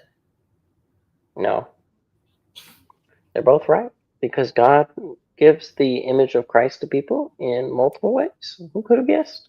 Wow, God's will is you know, the same, but it's almost like, you know, God is infinite and has like a bunch of infinite different ways, and like we as like finite beings can't possibly perfectly reflect that. No, he's actually an autistic person who runs a channel and hopes about bad philosophy. Anyway, cough cough, not mentioning anyone in particular if he's watching our show who we're trying to bait into coming on, but I don't apologize, and I say it again, I don't apologize for any insults I've said. You are a contrarian and cope all you want, and you've said you're a contrarian. So just, and maybe that's part of your character, but being a character reflects your reality, you know? It's like the mask we put on. Ooh, dee. See, I can sound philosophical as well. Yeah, I don't get it, man. That you cannot get up there. Somehow that is teaching us to love Jesus more. Somehow this is the proper authority of obedience. Are we tired yet, friends? Like, can we just admit that we're tired and that we're confused, and that we find that people who are trying to love Jesus, especially the way that our ancestors worshipped him, probably shouldn't be molested too terribly much? Why is it such a difficult concept? See, this is why Taylor Marshall pisses the fruits people off, I believe that society has borne has been good. Part of that fruit is the fact that Ecclesia Day communities were founded. Anthony Stein pissed me off. I have the great divorce theory. Sounds really I think that when the barn's on fire, or when your dad's beating you, and you get away, there are some kids who are like, "Hey, we just need to love dad more." So no matter what happens, like, we need to make sure that we always have dad's approval on everything, because the reason he hits us is because he's skeptical of us. There are other kids who go, "No, dad is drunk." And the kids who say dad is skeptical of us have Stockholm syndrome, and there's basically no way of helping them. And so until my dad cleans himself up, I'm not just going to run over and fling my arms around him every time, because I don't want to get hit anymore. I'm tired. Wild analogy, some of you might say. No, this is exactly the kind of crisis we find ourselves in. We are commanded by Christ to love one another. We have a filial piety, and we owe this. We owe this to the Pope, to the bishops, to Rome. We do not make ourselves our own popes. Oh, that's another propaganda line. Hello, my name's Jacob. Support Israel. I love that, man. But when things are really dark and really confusing, when St. Athanasius did what he did and was excommunicated for it, by the way, do we just say, well, I guess that's just the will of God, who cares? When Pope Julius II excommunicates an entire Italian city-state because it won't give him land, do we just go, oh, yep, that's just the way it is? That is what we do. They should not have given. Pope Julius was right. What am I supposed to say? That's what no one disagrees with that. Also, we do have that whole, traditional canon law that says that a political person can resist the teaching of the Pope if they want to. Not a teaching, but I forget what it is. It's like when Spain rejected the Pope's decree to not teach the Immaculate Conception, or what was it? Index the mystical city of God, and the Spanish king was like, "Nah, I'm keeping it. Screw you. You're dumb." Anyway, I just remember that. I don't know why. For why the mystical city of God even survived to now.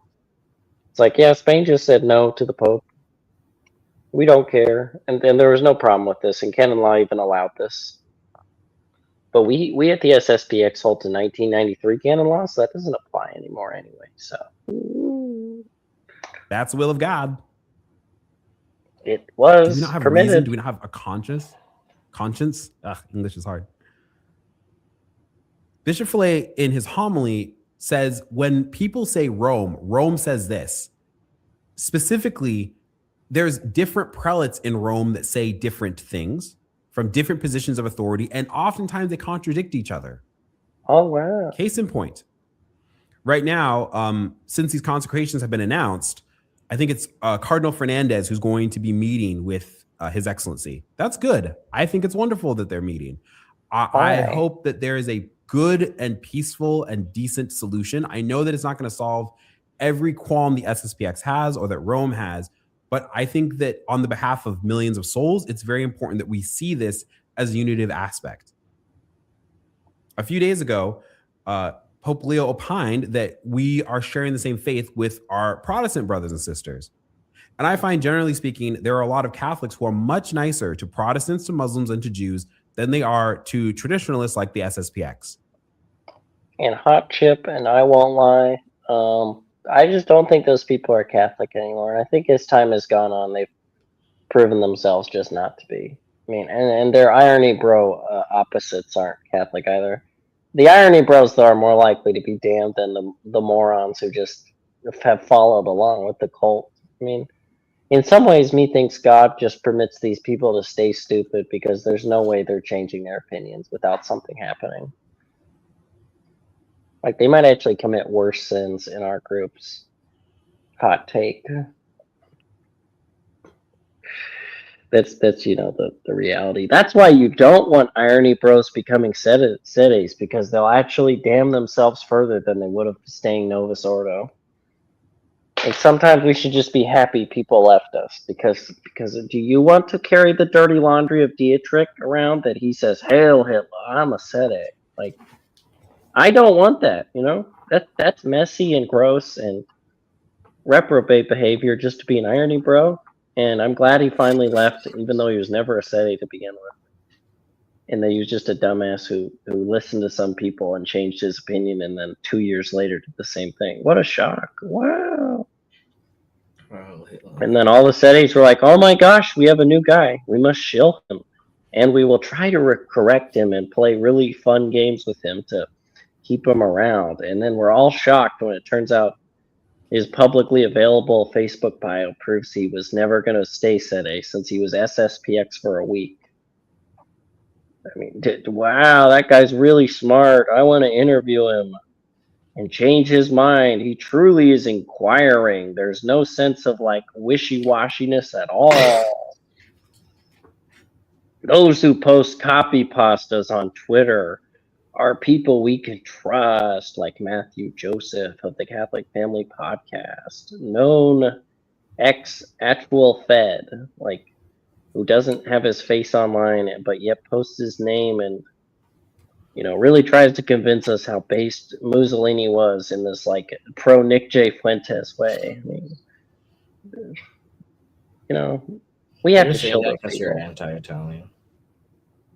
Yeah, real. No, but don't trust people who are just going to post copy pastas. If that's all they have to say on the matter, and you haven't like met them to know that that's not how they think of things, it's just copy pastas that someone else said, like, I don't know what to say. Like, if they don't act like a human being, don't trust them. They don't have much to say about the Abu Dhabi statement, but God forbid the SSPX consecrates bishops and they lose their absolute ever-loving marbles. Oh, it's crazy, Like, it's sad is what it is. Good priests, good bishops. These are not stupid men. These are not stupid Catholics. I'm not having any animosity for anybody. I'm just looking at this and I go, okay, here's the reality. Selah, wouldn't they have to be stupid Catholics, though? I mean, dude, that's the part of being I get that even I sounded like this.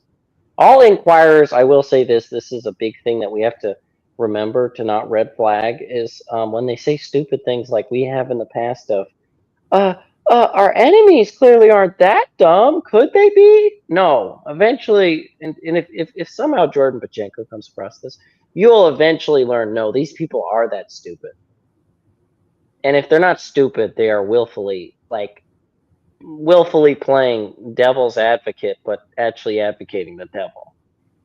Like, I don't know what else to say. No one should take this as a point to be made fun of. It's just a reality that comes from being an inquirer, is you're going to try to play nicey nice with your enemy that you realize is your enemy. Oh, they're not that stupid. Clearly they must be smarter than that. It's like, no, sometimes they are that stupid. Like, I don't know what else to say. Like, if people are willfully wanting to get abused and keep saying that the most obvious things just aren't evil, or even worse, they're like an irony bro who is like, oh no, you're just misinterpreting it. When he said that, that's not his true magisterium. His true magisterium was when he said the word faggot in relation to Latin mass priests.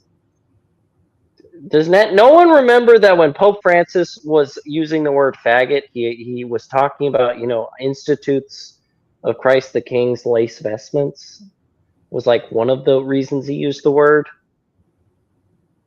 Or the fact that he's openly like encouraged actual faggots to enter the priesthood, or wrote forwards to James Martin books. Like, these people aren't fucking like inquirers. I don't know why this probably becomes the biggest stuck up for some people, is too much respect for, including me and others, of like, oh, but I must respect the fact that they are a human being. Like, no, you don't. Like, you have to be willing to, truthfully see who people are. I don't know what to say. It's not that complex. I just hate hearing this, John Jingle Schmidt. The whole do I think they're dumb? I mean, I just called them dumb, but do I take that conclusion? I would it's like back when I used to apologize for everything. Still do it to some level, and probably more than I think, but in this contest, it is just like making apologies for no reason. That this is just word salad. Like, oh, do I think they're dumb? No, I don't. They are dumb, but they're not. Like, yeah, okay. Yes, whatever makes you feel happy, guys. 1988. Well, with a couple of what I'd say very positive developments. These bishops are still exercising and have been exercising for decades their office as bishops. They are saying we're going to continue doing that because if they die, these last two, it's going to be extremely difficult for the FSSP. Our favorite fake apparition lady who literally made up her story about dying and going to heaven after aborting 2 kids. And she was given the grace of Mary, the Our Lady of Good Success person. She's actually holier than Our Lady of Good Success, in case you didn't know this, Lito, after her 2 abortions and being a moral relativist and apostate. God just loves her so much. He was like, do you want to stay in heaven or do you want to go back down and save more souls? And then of course, because she's holier than Our Lady of Good Success, she proceeded to work for Michael Voris until she realized that he was bad. And then she just started, spreading slander about everybody at LifeSite News at the very next second. I mean, I'm so glad this lady had the same grace as like one saint that we know of. Truly, The only near-death experience I've ever watched of a Catholic who didn't go to hell, they went to heaven after being in mortal sin. That, -1, the Our Lady of Good Success lady, there's not a single example of this. Like, that lady is a blasphemous, and then she blasphemed the co-redemptrix, blasphemed Our Lady. Eternal life plan is the eternal plan to go to hell, I don't know what to say. That's such a clear sign of worshiping Satan. That's my takeaway. And the fact she finds someone like Pope Francis to be the ideal man she'd want to marry, I'm not exactly shocked. I mean, she would want to marry. She worked with Michael Voris. Like, that is your Pope Francis husband. I don't know. But that's my takeaway. Continue on as it has been, especially considering that since 1988, it has not shrunk and gone away. It's only grown. This Lefebvre question has been the elephant in the room for decades. And I suspect it's going to take more decades for us to finally come to a better conclusion about it as Catholics, really as clergy. This is not really a fight for the laity so much. The laity have their own issues to sort out. We're trying to keep our families Catholic. And it seems like sometimes we're accosted by trying to do so. Yep. It's called a home equity agreement. And I got $143,000 for my home equity without monthly payments. Sounds like payday loans. Y'all ever heard of a home equity agreement? It's quickly becoming one of the go-to. No, John, it's a home equity agreement. Hey, I went to a payday loans place, and I'll have Detective Kaish start to tell the story, because I think it's more funny that way. I went to a payday loans place, and me, a strong, independent woman, went in there and was like, I demand $10,000 now! And the man at the front desk was like, oh, well, here the paperwork is. And I was reading it, and I noticed something very strange. No, I'm a very high-motivated, highly confident, I will have strong relationships for the rest of my life. And as she was reading, I noticed something. It said 5% interest. And you know what I did, guys, to utterly own these uncommitted people? I was like, you're only 5% interested in me? That's not good enough. And I went to the next payday loans, and I told them the whole story. And I swung the greatest deal of all time. I tell you what, they gave me 100%. Remember, guys, That's not good enough in life, but 100% interest would have to do. So I made sure to, sign that contract. But remember, guys, I learned this in life, and Detective Koichi didn't. That's why she only got the shitty deal. I always go for 110%, just like I was taught. I want them to have 110% interest in every loan. I mean, if they're not interested, you need to walk away. Like if someone is like, "Oh, I have 0% interest," you make sure you tell them, "No, I will not do this." That is just crazy that you think I would be into someone uninterested. That's your Selah financial advice today. Only take out 100% interest loans, because otherwise, like, what's the point? You're interested, but they're not. Yeah. That's your Selah, totally real financial advice. Only take out 100% interest loans. Right, John? That's how it works, John Jinglemeyer. Right? That's what the term means. I think there's somebody better for you to ask about that. That's true. A lot of things to say there. This is all I'm trying to really get at the end of the day. We should pray for unity, genuine prop. And this, once again, is part of the propaganda point of the video where I just repeat random word salads that sound good. For unity in the church. Dude, we should pray for good things in the church. Yeah, that sounded good, didn't it? What do you think we should pray for in the church, John Jacob? Would you care to tell us the good thing you pray for in the church? I pray for God to kill my enemies and give me money. yeah, and don't forget invincible ignorance so that you can't sin anymore. But we shouldn't just close our eyes to the great challenges. See, this is him speaking out. The earlier part was, we should pray for unity. I'm required to say that. And also, what I think... Challenges and confusions that reign over Holy Mother Church right now. Not because of Christ. He is always clear. But you can't have both things at once. You really can't, because unity stems from unity of belief. Because of us. We, by our own ignorance, by malice, by allowing bad prelates in, by good prelates doing... Okay, we didn't allow the bad prelates in, though.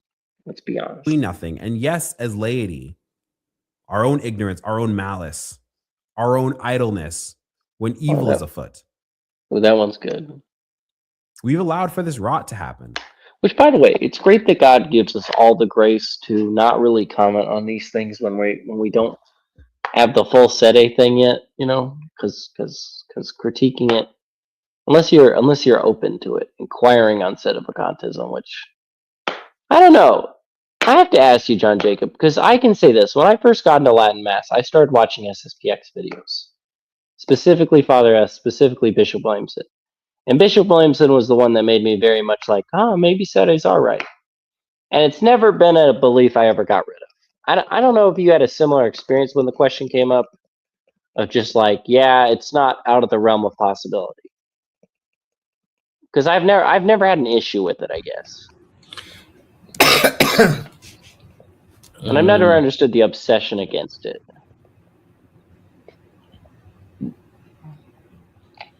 Like I just don't see why in my internal thoughts, and maybe not something I say, but until now, but well, because it's a serious problem, and so a lot of people are very hesitant to the idea that it could be the case because it's a very catastrophic thing. I just feel like you have to put a mental block, though, to get rid of it completely and basically keep propagandizing yourself, like this guy saying all of the catchphrases. We have to pray for unity, my abusive father, and... I would say the sede position is the extraordinary position. So for a lot of people who don't really study or get involved in things, it's very easy to assume that it's not true. Oh, I would agree. I'm saying people who are able to study or have studied it are the evil people, I guess. I don't know. I guess we can't judge people's heart. We can only judge their actions, which I think this guy's actions in the videos aren't all that bad. It's just you can kind of tell when there's a bit of I've been told to say this and therefore it's good. Not necessarily even like deep as in I've been told to say this and I think the opposite way, but it's been enough, I guess. That's my own projection of me saying the SSPX line in the past. It's like, well, I'll just never formally say that the C's fake and I'll just keep saying propaganda lines. It's God's church. God will sort it out. This is a piece of the puzzle, I think. Yeah. By the way, great joke. 8 bars aren't too bad. Yes, I don't have a theological argument. I'm not a canon lawyer. I can't break open what happened in 1988. Don't drop them though. That's called Butterfingers. But can we all just take a chill pill for a little bit? Can we all just be a little kinder to each other? If you have people, if you do attend with the SSPX, God bless you. You have no hatred for me, no animosity. I don't even really worry about your soul, to be honest with you.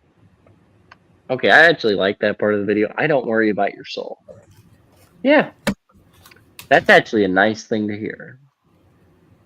I really wish more people would just admit that instead of doing this whole pious presentation of, we care about your soul. You're gonna go to hell.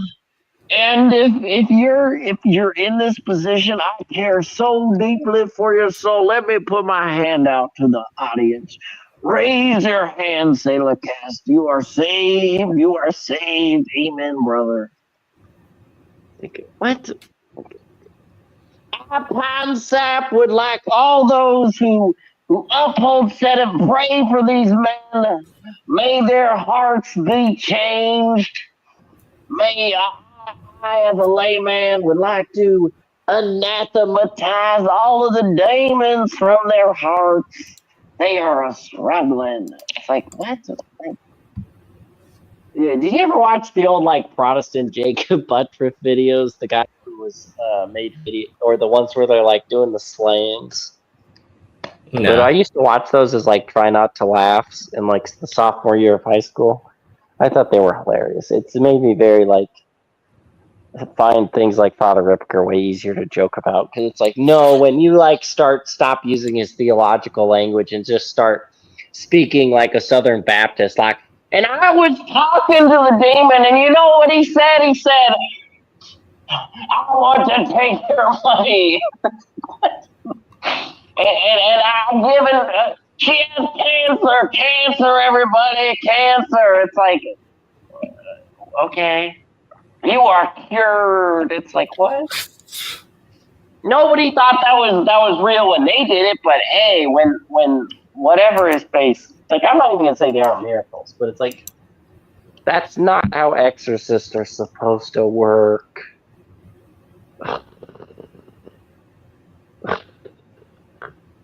That's not how it's supposed to work. Buy my new book, Deliverance Prayers. It's like, and without an imperator until recently. There are far worse places. The German church is in soft schism, essentially. Yes, where they touch and then they fall on the ground. No, that's like the big fat whelp moment. Like, damn, that's crazy. Oh, by the way, thanks for sending that. How much is it? Oh, 1,000? Really? 0 miles isn't believable. What is it actually? What? Oh, who knows? But yeah, no, that's not. I'd have to contact him. Yeah, but no, like these people just sound like the dumb Protestants. Like, minus they're like super sophisticated. I speak in a very sophisticated way, so therefore everything I'm saying is true. It's like, yeah, whatever, man. Another point people have brought up is this. We live in a world where the SSPX confirmations or consecrations would be a sign of grave disobedience, grave disunity, and bad for Holy Mother Church. These same people acknowledge that communist China picks their bishops right now, and Rome acknowledges those. Yep. I pose to you a grand question again that I've seen online. A lot of raging. It's a fair question, though. Oh, real quick.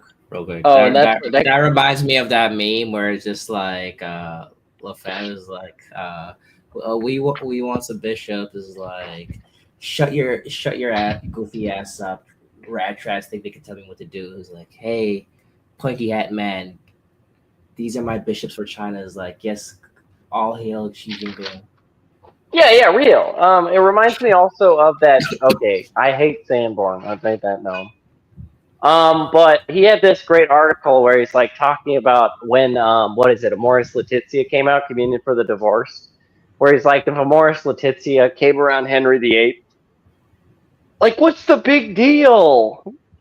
You know, Henry VIII just needs to talk to his confessor, you know, and deeply meditate upon, you know, what it means to be married as Henry VIII, and we need to dialogue and encounter, and you know, it's not that big of a deal. Come on, like if Amoris Laetitia comes out during that, it's like the Anglican Reformation doesn't have a purpose, does it? It's your. But hey, the SSP, the Catholic, you know, we use St. John Henry Newman, but we don't actually ever take him in context. He said the church teaching evolves to the time, so like it's okay that we just don't apply Pope Francis's teaching to the past and how it would fall to deaf ears to the church fathers. I mean, that's how we read things now, is that God is not the same yesterday, today, or tomorrow. He has to change to our times, and the new covenant does not fulfill the old covenant. Instead, the old covenant of, you know, Moses making his own laws and Jesus's rebuke to the rabbis that they created their own laws is dumb. That just doesn't apply anymore. The new covenant is the old covenant. I mean, clearly, I read that in J.P. Jew's teaching on the Jews, which, by the way, is secretly based and anti-Semitic, and we hate the Jews, and that's how I read that document. But, you know, all things considered, Dr. Scott Hahn, something, covenant marriage, blah, blah, blah, just like Moses, blah, blah, blah. Like, thank you for, make sure you subscribe to my new channel, Scholastic Banters. I don't know. There, that's my great joke. No, but that's a lot of copy pastas I just repeated, man. Soul into, and the souls of your children. There are earth mound creation masses happening in Germany. There are weird depictions of our Lord's birth. There are cathedrals being desecrated with raw chickens being paraded on the altar while the cantors scream, "Flesh is flesh." Huh? By the way, Selah, apologies. I don't follow the drama that much anymore. But nothing has changed. You know what I mean, John Jingleminder Schmidt? Nothing's actually changed. Like the last 6 years have just been this repetitive cycle of the same thing. It's honestly been great because it means Selahcast does not need to put effort in to find videos. And none of our takes have to evolve because literally nothing changes. They've been saying the same thing for 6 or 7 years. That's legit. All of this, obviously. Which one of those would you place your soul into, and the souls of your children, if that was your mass or mass with the SSPX? You have eyes. Clearly, did you read the quote of you must submit to the local ordinary who's not a heretic? Just go to your mound mess, bro. Or, you know, come on. Like, that is just, that's right. Yeah, that's right. Thank you, Candlesticks. You have the best takes on the matter. That's right. Make sure you always say that's right. No, but this is just dumb, man. And also the Discord drama about dating was really dumb too. I just want to kiss and cuddle. Like, nigga, shut the fuck up. I don't want to read that. Well, followed by anime. How is a sensitive little freak like me supposed to make it? Still not as bad as the dating like discourse that would happen in red servers. Like, dude is like, oh, this girl, I'm in love with her. Oh, she just called me bestie. It's like, I've known her for a week. I was like, oh, what, are you retarded? Hey, don't worry. That was basically true story. As we gossip about people don't know about, so it's not gossip. No, but oh man. The worst part though was when they're like, we disregard traditional moral theology. I'm like, oh, so you guys watch Christian B. Wagner? Oh, that's funny. That's a classical theist thing, dude. He's like, sodomizing, that's perfectly fine. Me and my wife, she constantly pegs me, and I'm okay with it.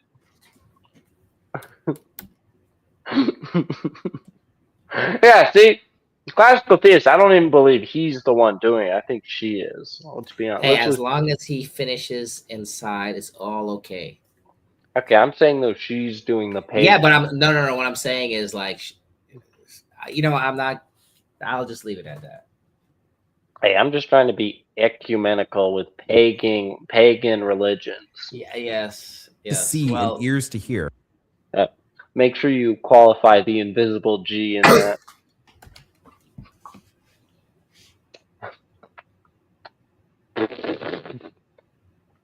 Which one of these places is going to help you deepen your love of Christ? Especially since one's canonically irregular. It's not even outside the church. I would never recommend something that's schismatic. I love being a Catholic. But we at Selahcast know that Phil goes to the Eastern Orthodox Church because he's still got this very non-view. I wouldn't even call it a view, a non-view of sedevacantism. Bill just thinks, oh, I'm in the Eastern Rite, so I follow their canon law, and it doesn't affect anything to do with this. Obviously, I want to be Catholic for the rest of my life. I am anyway. I'm baptized, stuck into it. I want to be a good Catholic. Like, you know what? That's another proof. This man's a cradle Catholic, and he's an inquirer, which is a lot easier to read the mind of, for me at least. I don't know. Flip, I want to do right by God. I want to do right by the Holy Father. I want to. You're not Kennedy Hall who apostatized. So I disregard all non-apostate opinions. If you haven't left the faith by now, I just don't listen to you unless you became an atheist. What is it with fucking atheists wanting to call themselves cradle Catholics? Like, just shut up. You're not a cradle Catholic. You left. And then came dragging back. Miss Erickson, our mutual, would never apostatize. Even despite all the family drama that went on. It's something I wouldn't do. And yeah. At the end of the day, apostates have some of the weirdest takes on things. And they think that because they came back, that now they know more truth than they did before, even though they're actually dumber than they were before. I do right by my bishop. I want to do right by my priest. Almost there. I mean, I'm not going to deny that. I'm just saying that at the end of the day, I always knew go to Catholic Church, even Novasort. Monday.com, the opposite of any work platform we tried in the past. We tried other work management platforms. I've never tried another work management platform.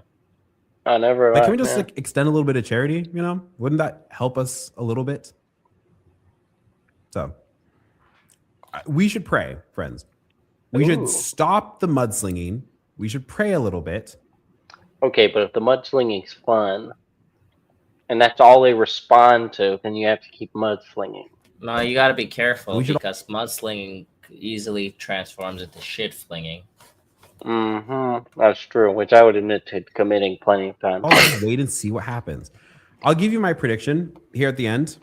And then we prove that the internet is indeed Indian because their entire culture is built on that one festival. For what it's worth, which not a whole lot. Nobody asked me, but I have a podcast, so that's okay. This is what I predict. I predict that the consecrations are going to happen on July the 1st. I don't know how many, but I think they're going to happen. I predict that Rome is going to acknowledge that the consecrations happened. Rome is not going to put out new excommunication orders because it wouldn't make sense based upon what the current standing with the SSPX is. Honestly, they might accidentally give them approval after the consecrations, would be really funny. That would be really funny. Be like, you know what, guys? You already did it. Doggone it. Oh, man. Just got to give permission anyway. It was actually our secret plan to give you permission afterwards. And I think it causes way more of a mess. And at the end of the day, even if they did, I think that the kind of distrust and disunity that is already rife amongst Catholics would get worse, not better. I don't see this as a move that the Holy Father would want to make. I don't actually see his hand needing to be drawn that way. I think that honestly, my take it depends on where he slides on the Benedict Francis spectrum when it comes to the SSPX. My take is I'm going to eat a bagel at 5 a.m. For work. That's my take. Actually, I have a huge announcement to make. Actually, you know what? I'll make it at the next podcast. That will be the topic for the next podcast. My huge announcement. Oh, what are you having for breakfast? Deviled eggs. What if you didn't have breakfast this morning? Rome is going to say, we acknowledge that the SSPX has made these consecrations, and we are always praying and working towards full communion and restoration with the SSPX. That's the new test. What if the SSPX didn't consecrate 4 bishops in 1988, but they did consecrate 4 bishops in 1988? And then little by little, I suspect that we will start seeing when these bishops get called to Rome and things like that, that they are treated as bishops, which they are presently. And I think that this whole question, that the big questions that the SSPX have about the crisis in the church, about teachings coming out of the Second Vatican Council, etc., I think that those will be kicked down the road more. Okay, I was about to say, I thought he was going to say the opposite. I was like, man, how dumb are you? I suspect that we won't get an end to this question until I'm probably middle-aged or old, to be honest with you. And sometimes that's the way it is. And maybe we just need some honesty about it. I like the fact that he's less angry than Nick Carbongos, even though he's being more sympathetic than Nick Carbongos. Nick Carbongos got all angry because he started his show with, "I will never be a SETI!" My advice, first and foremost, obviously, is if there is a Latin Mass near you in full communion with Rome, weigh a doubt against a certainty and just go there. I love the Fraternity of St. Peter. I love the Institute of Christ the King. I'm very grateful. There's a genuine question there. Is the FSSP in full communion? Where's your proof, John Jacob, that the FSSP is in full communion? Where's your proof that they're not? Exactly. See, and that's how we all know conspiracy. Yeah, ideally, how many should they count? Probably 4. No, but do you have proof that the FSSP is in full communion? Oh, I see something. By the way, we'd like to play new Father Ripperker content from back when he was in seminary. Give me wife, give me children, give me this, give me that, kill my enemy, kill my enemy, kill my enemy, give me, kill my enemy. Honestly, you should add all streams with this from now on. Man, this was part of the Imperator version. Sorry, pre-Imperator version.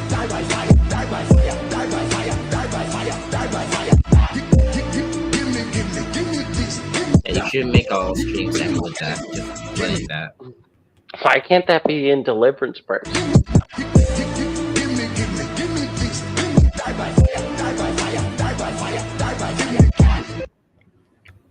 Man, that went hard. Amen, brother. As William Albrecht would say, that was in Malachi 2. By the way, I never told you about that story. The Malachi 2 quote that I realize is the only argument that covenant is another word for marriage is this vague reference to the word covenant, and then he takes it to mean, oh, that marriage is a covenant. You see when it mentions mixed marriages, that's a reference of not interreligious marrying. That's a reference to marriage being a covenant. It's man's covenant with God. It's actually a Bible reference. See, I'm William Albrecht. I'm smart. Road that I attend quite frequently, and that's great. 6, Rome 7. has, whenever clarity. St. Anthony got the bishop joke first. So that, dang it! I didn't even think of that one. YouTube, that's just sad. YouTube, goodness, worked up. Hey, we have a YouTube video about it. That's what I'm trying to say. We have a YouTube video talking about how you can, as a Catholic, attend a society chapel. You can attend Mass. Please don't say it's Nick Carbongos. Go to confession. This was an interesting one. You can contribute monetarily to a society chapel. Okay, that's a funny one that actually is allowed. insofar as long as your desire to go to the SSPX is more because of an attachment to the old mass and not because you desire a schismatic act with the Pope. Who in the heck at the SSPX has ever wanted to have a schismatic act with the Pope? That's a genuine question. Because that's the most undefinable statement. And attachment to no, they don't. We have an attachment to the true faith. That's funny. There's a lot of people who just let's be honest. There's a lot of people who just broke down those documents. That's where it is. Yeah, Lefebvre says they're bad. We should be warning. Be careful. Yes, and I will go on and on about how much I dislike those people and how I think they're a huge problem in the SSPX and how these people, I think, are part of the reason why the SSPX is such a terrible state today. Because it hasn't just affected the laity, it's also affected the clergy. Hey, don't say that. Don't say that the clergy that Filet and Schmidberger and everybody else, played against pretty much the willful, trying to be charitable side of Williamson and the rest. That led to bad because things. Again, the society has been treated in recent years, especially as if it is canonically irregular, but still obviously inside the Catholic Church and has been allowed certain privileges therein that we would. Honestly, they should consecrate the other Father Pfeiffer just so we can have two Bishop Pfeiffers. They should consecrate me as a bishop and make me the bishop of Mongolia. I was about to say, think that just make Pfeiffer the bishop of the SSPX, so that whenever you say, "Oh yeah, did you see what Bishop Pfeiffer did?" you have to clarify. Be like, "No, not the resistance one." Who was it? I don't remember who it was. But who was it that was just yeah, you should the church should make a ordinariate for the Latin Mass, just unify all the Latin Mass groups, including the SSPX, and just put me on in charge of it. Do you know what I'm talking about? I don't know who you're talking about, but I've definitely heard that opinion before. Very stupid, I might add. Orthodox. And it honestly goes back to the give me prayer. Goes back to this great prayer we pray every day. Give me children. Give me this. Give me that. Kill my enemy. Kill my enemy. Kill my enemy. Give me. Kill my enemy. Kill my enemy. Kill my enemy. His sermon is honestly a better sermon than half of the sermons I've heard at freaking the SSPX chapels. At least he is just yeah, people who pray like this, you guys are pagans. Get the hell out of here. That's more strict than what half of these priests will ever say. Mimi, no, thou shalt not believe in the conspiracy theory of the Neo SSPX. That is a conspiracy theory. Or to Protestants. So take that for what it's worth. And I really hope that this whole thing gets blown over soon. I hope that there's just full unity. I mean, we just need it. More unity. And that's why we're all going to the Unitarian Church. And that's an Ezekiel, to answer your question, yes, they're related. We're all related. Oh. Yeah. Yep. Give me Grok. Kill my enemy. Kill my enemy. That's right. The church is in a bad way. And we have a duty to Christ to help bring his truth forward, even amongst our own peers. Even among us. And fundamentally, Rome has a duty as the vicar of Christ, right? Rome has a duty as the teacher upon the world to give clarity where it's obviously been lacking. Yeah, man, that daggone person who the entire role is doing that just isn't doing it. Man, that just sucks. You know what I was thinking? What about that time Paul resisted Peter? Man, I'm a Protestant now. I was thinking about that, and I was like, dang, R&R's right. I mean, I will not ever read scriptural interpretation ever again.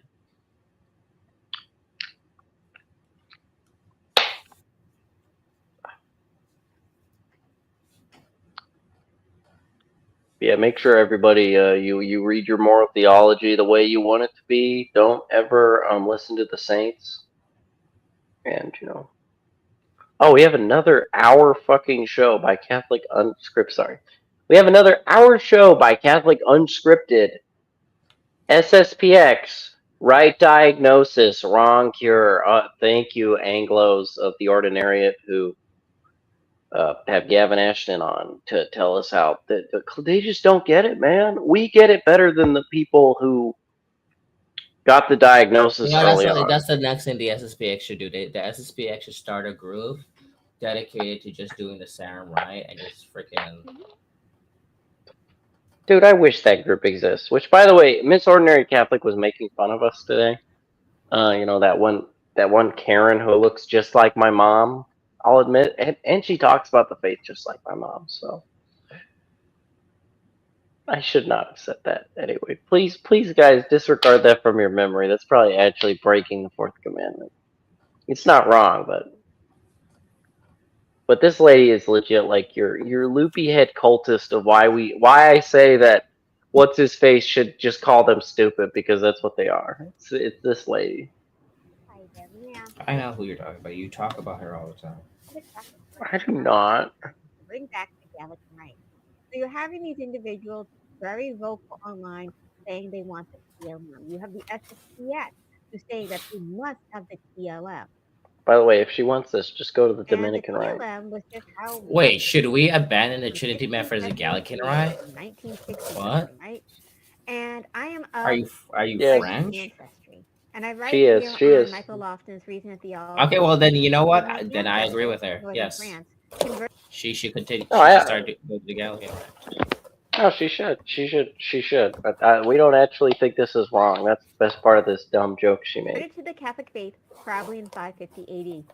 Which, by the way, she thinks she's so smart for this joke that was made by Michael Lofton writing an entire article. This isn't even original. What the heck? Prior to the TLM supporters are harping about Vatican II and forgetting the first 1570 years of the Catholic Church. Well, we would like to applaud a lady for saying that Pope St. Gregory never existed. The daggum council, I don't know how this gets repeated still as like a genuine article. Oh, the TLM didn't exist. I mean, saints say that it did, and that we go all the way back to the 1st century. And well, hold on. No. Hold on. That's not the argument she's making, John. She's pointing out the fact that they suppressed the Gallican Rite in 1517, even though that's not what they did. Oh, I know they didn't, but you see, none of her argument makes sense. But this is why I say Jordan Pachenko. No, they're not smart people. They're not smart people. Our opposition is stupid, and some of them, you know, I got into Novus Ordo Men's Group. They're not even bad people. They're not even all stupid. Some of them are inquirers. It's just like they have less access to technology. Like, and there's no problem with that. You know, the Catholic Men's Group, the leader did the rosary every day, and he kind of just stuck with himself. He's an okay guy. You know, that guy was okay. So was the older guy who came back to the Novus Ordo via the rosary, and then kind of just ignored things. Revive the Gallican Rites. The Ambrosian Rite needs to be expanded. The Arabic Rite needs to be resurrected. And then ultimately, we will save the church when we resurrect the African Rite in North Africa. The real one, not the fake Ethiopian one. That's how Africa will save the church. Thank you. Yeah. Yes, that is how. Yes.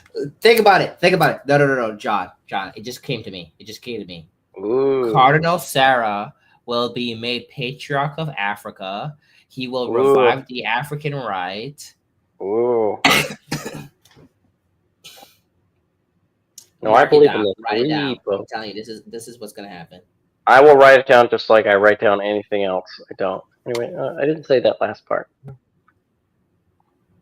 Yeah, I'm writing it down right now.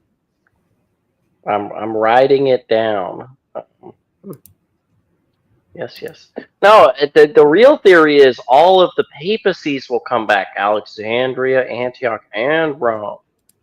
Which, by the way, I find myself to be wrong about the what is it, the quintarchy not existing.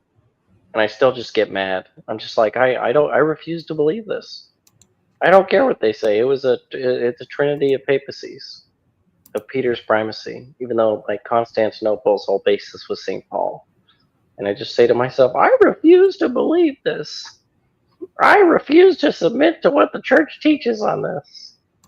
Because I've never found anything explicit.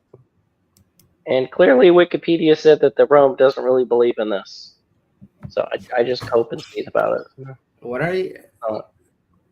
You know, the whole like pentarchy existing, and I for some reason still don't believe in it. Yeah, I just confused because you said quintarchy. I was like, what the hell are you talking about? Okay, does the pentarchy exist, or is it just merely a legal thing that happened at the end of the council? Because I don't remember It's ever. not even a legal thing. It's more so of just like an honorary thing. It's like, oh, these patriarchs have honor above other patriarchs. That's all it is. Yeah, but they ranked it's Constantinople over the other two. That's my problem. Yeah, but like again, it's just like a matter of honor. It's not really a matter of any authority. It's like saying, well, the bishop of, well, it's like, for example, in Ireland, there's two different primates, but only one of them actually has a function as a primate. You know, the other is just a matter of honor to give like respect to the Diocese of Dublin. Well, it's like I say, I'm in communion with the Pope, specifically the Syriac, West Syriac Rite. That's the specific Pope I am in full communion with. I'm not a set of a contest. I am with the See of Peter in Antioch. Amen. Which one? You can the See of Antioch. Which one? You know yeah, you're right. There's like 3 of them. Well, let me find the one. Pope Ignatius. Oh, the one, that one. I think he's East Syriac, right? I forget who the West Syriac. I don't believe in that. You know, modernist ad orientem Indian mass. I only go that's to the East Syriac, though. Oh, you're right. No, but then yeah, I'm West Syriac. I'm in communion with the West Syriac Pope of Antioch. I am in communion with the See of Peter. Just the one that's not the papacy, but the honorary Pope. No, Pope Ignatius. And they tell us that we don't have a Pope, and I say to them, wrong. We have the See of Antioch. Well, unless he professes Vatican II, then I guess he's vacant too. But at least he's validly, consecrated. I mean, they still called the Orthodox patriarchs that they're the heretic ones that like Photius, a patriarch, I guess. So I mean, did they? Sorry, yeah, you're talking about Ignatius Joseph, the Syriac patriarch. Okay. Yeah, that's the real Pope. Validly consecrated and part of the See of Peter. And people try telling me that Peter would stop having successors, and I say to them, there's no rules that the See of Antioch loses it just because he's a heretic. See, Vatican I, there's no such thing as Antioch I, so therefore we still have a Pope. Habemus Papam Ignatius. That's your conspiracy nonsense of the day that you can tell everyone. I believe in the Pope, the last Pope of Antioch, and the last See of Peter was this guy. And how dare you try accusing us Sedes of thinking our See is vacant? Well, I will say I do prefer the Syriac liturgy to most liturgies around. Yeah. It's not. I mean, it's really not like those overrated Byzantines or those clown Indian masses. Hey, we all know the Byzantines just made up their own name anyway. It's not even a real thing. No one called themselves Byzantine until the Orthodox existed. Dude. I actually came across like this Indian Christian who was telling me that the Indian masses near them was so bad that they would actually go to the capital in their state to go to the Novus Ordo instead because it was more reverent. He was like, man, finally they're facing the people as tradition says. No, yeah, we do have a Pope of Syria. That's right. And I would like to finally restore the Patriarch of Babylon. Whatever happened to Babylon, We call them what now? Assyria or some made up nonsense? No, you retard. They don't call them Assyria. The Assyrians are from Babylon. I forget what. They call themselves Chaldea now. Yeah, some no, fake you name. retard. That's a completely different. Or the Syriacs, the Babylonians. Did I? So the Diocese of Babylon. I forget what they renamed it to. It's some dumb name. I like the idea of being a Babylonian Catholic just because of avoiding Babylon. It's like I do not avoid Babylon. Yeah. I am in. Oh, sorry, so like the Latin Diocese of Babylon was just changed to the Archdiocese of Baghdad. Oh yeah, they're the Iraqis. So yeah, it is the Chaldeans. No, yeah, the Chaldeans those are the Latins that refer to it as Baghdad, as the Diocese of Baghdad. So who you called it the Patriarch of Babylon? The Patriarch of Babylon is the Catholicos. The term Patriarch of Babylon is just a secondary term for him. They themselves just refer to it as the Catholicos. Oh yeah, Chaldean. Yeah. I wonder how long it's been. Yeah, the Church of the East. Blah blah blah. Yeah, Babylon has only been abandoned since August of 2021. Yeah, it was a recent. Sad. Yeah, we don't avoid Babylon. We're going to Babylon because we're not a sect. We're in communion with Babylon. You know, in New York, in Long Island, there's a Babylon. That's right. And you know me, I love babbling on, so it works. And avoiding babbling on definitely does not avoid babbling on. I mean, that's a pretty inaccurate name they gave themselves. Just saying. Just babbling, I should say. No, but why did we get? It's funny that that's only since August of crushing Babylon. That's what the Novus Ordo does. The Novus Ordo avoids Babylon, and they call them Chaldeans now. Even though his honorific is the Patriarch of Chaldean Babylon. Like, come on, what the heck? We don't believe in Bag Hag. Like, you know where Baghdad gets its name? Pre-Islamic. So I just was about to make fun of something. It's actually Persian. Ooh, yeah. Allegedly. And Slavic word God. So I mean, it means. It's not the now that I realize that Baghdad it's a similar name, so they assume it also means God. Because of the connection. The Indo. I was about to say, but we don't just lower the Patriarch of Babylon to the lowest levels of just one city. You know, like those fake Constantinopolians. What did I call them? I made a new term for them. Whoa. I mixed Constantinople with cosmopolitan. And how did I say it? Constantinople? Are you talking about the Patriarch of Turkey? Yeah, my bad. That's the Orthodox one. And the Patriarch of all the Turks. That's his official title. By the way, Candlesticks, you want to tune out, you can now. This is not going anywhere. No, but no, I just think it's funny that Byzantine is pretty much the same as saying, I'm from Constantinople. It's like the biggest L ever. Like, whenever we let them use that term, that's when when they start calling themselves Byzantines instead of just East Romans, that's when we lost. Exactly. That's when we turned them into their own little church. It's their fault. I refuse to use the word Byzantine, and I hope one day a pope suppresses the term and specifically forces every single use to have Roman in the name. Like, we should have the Syriac Roman Rite. Well, no, that doesn't make sense. No, but we should make I don't know. Now I'm confused. The East Babylonian Rite, the West Babylonian Rite, and then the Constantinople rites, and then why would there be a Babel like West? You're right, Alexandrian and Antiochian, whatever.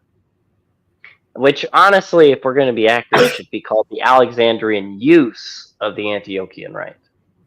Right? Isn't that how that worked? It was like basically turned into an Antiochian rite with like Alexandrian elements. The modern, yeah, I think so. I have a hard time keeping up with the freaking liturgical changes of Alexandria. Yeah, and there's not much written on it ever since the Muslims took over. So I bet I would probably never figure it out.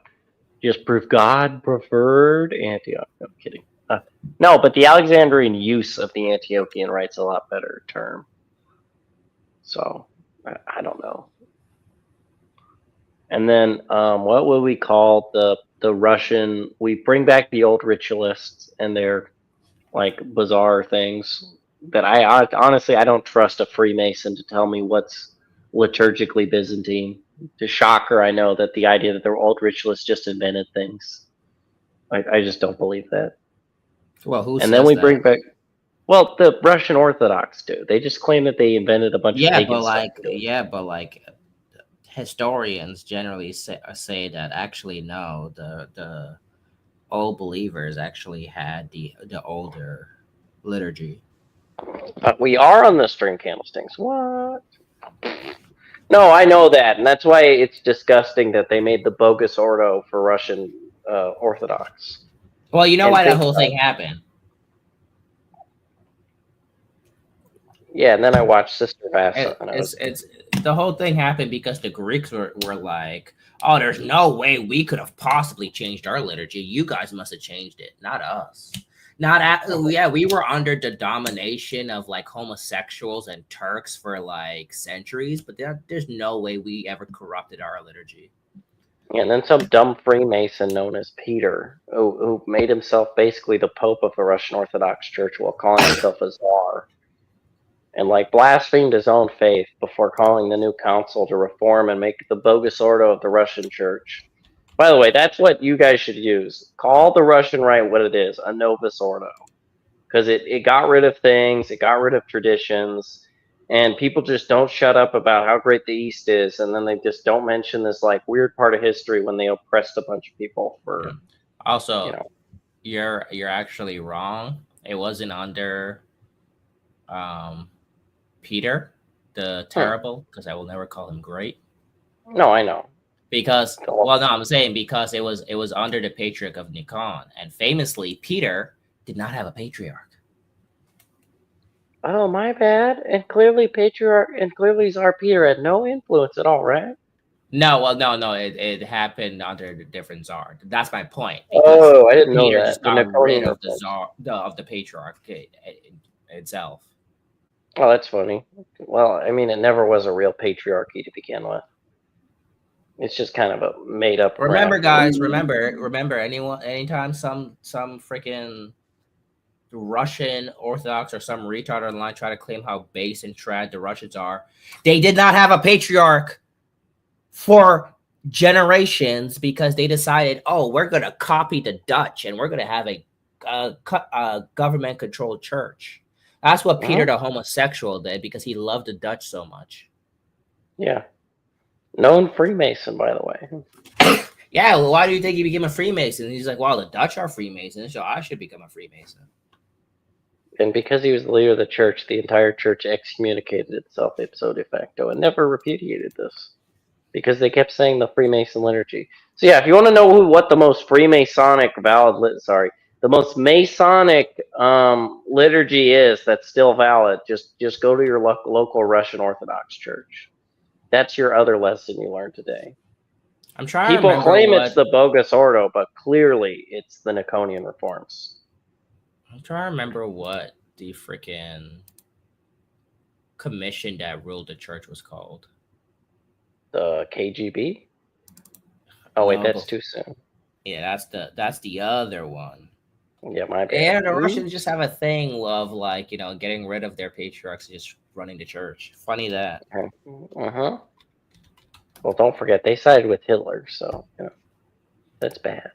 And then they sided with Soviets, so they were not wish-washy at all. And remember, the Ukrainian Orthodox Church has no right to exist because the patriarch says so, not because of state politics. No, I just find it to be funny. Yeah, you know, it's kind of interesting. I wonder, where did the Patriarch of Moscow come from? I don't know. It's from that song, Moscow, Moscow, da da da da da da da. You know that one gay one? Yeah. The one called Rasputin, I think is the name of it. That's actually a valid liturgy song. No, but I see. That's what makes this such a mess too. But clearly Russia was consecrated because they all became based Orthodox. So peace was made, and finally we have world peace with Bush. Remember the Catholic Fatima person who claimed that Bush was the great peacemaker or something? Who said that? No, It was I like didn't some hear no. about There's that. there's a whole neocon belief that Bush and JP2 ushered in the age of peace, and then the global war on terror happened, and it ended. Wait, John, I just thought about it. I don't know why I never thought about this before. What? The error of Russia was actually corrected by the Soviets. Think about it. Because You're right. Because the czars from Peter onward had gotten rid of the patriarchate, and who restored the patriarchy? That's right. You're right. I didn't think about that. Another amazingly skybrain take was that everything in Our Lady of Fatima already took place. It's just you guys are way too optimistic when Our Lady said "Age of Peace." Age of Peace. It's all actually the opposite. and yeah. It's actually when you think that Mary meant peace, she meant war, and so it's already happened. By the way, that was a legit another thing I read. That was like a woman writing. She's like, "No, it's because we didn't understand Our Lady meant the complete opposite of what she said.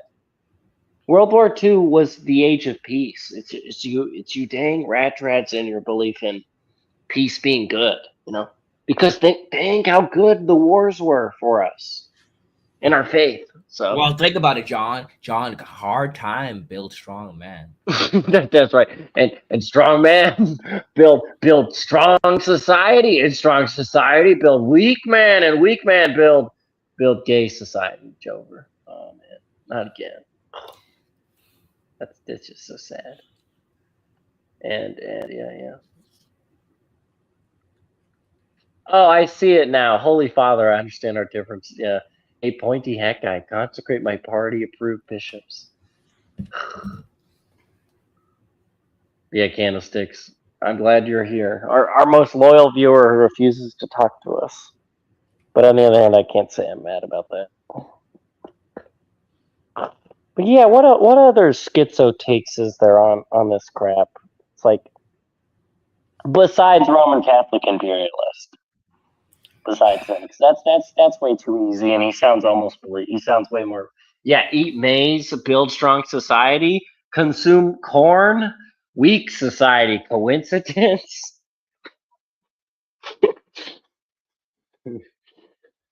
That's the real thing. We only eat the traditional Latino maize, unlike those corn consumers and their corn addiction to margarine.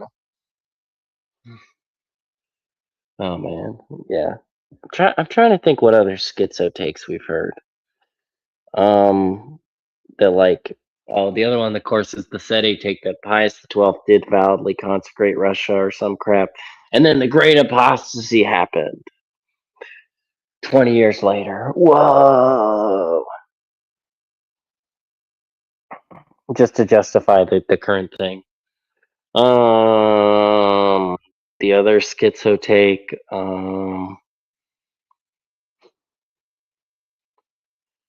I'm trying to think really, really, really hard and deep thoughts, because thinking brain deadly is such a, these people aren't stupid. We should pray for them, and I don't judge these people as stupid. I mean, just because they contradict what's the most obvious takeaway, they aren't stupid. Okay. Okay, candlesticks. Yeah, maize keep you regular. Corn keep you margarine. Yeah, pale men know nothing. True. Anyway, we should probably end the stream, shouldn't we?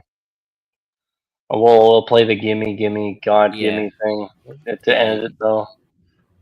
Trail out with that. Give me God, give me wife, give me children, give me this, give me that, kill my enemy, kill my enemy. Enemy, kill my enemy, kill my enemy, kill my enemy, kill my enemy. Anyone that doesn't want me to succeed, die by fire, Die by die, die by die, die by die.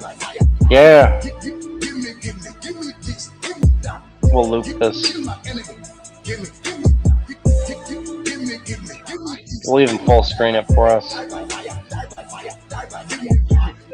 Give me God, give me wife, give me children, give me this, give me that, kill my enemy, kill my enemy. Really just my favorite prayer ever. Anyone that doesn't want me to succeed, die by fire, die by die, die by die, die by die, die by fire. Alright, see ya. Give me this, give me that, kill my enemy, give me. Give me maize, give me maize, give me maize. Put it in the fire, put it in the fire. Give me God.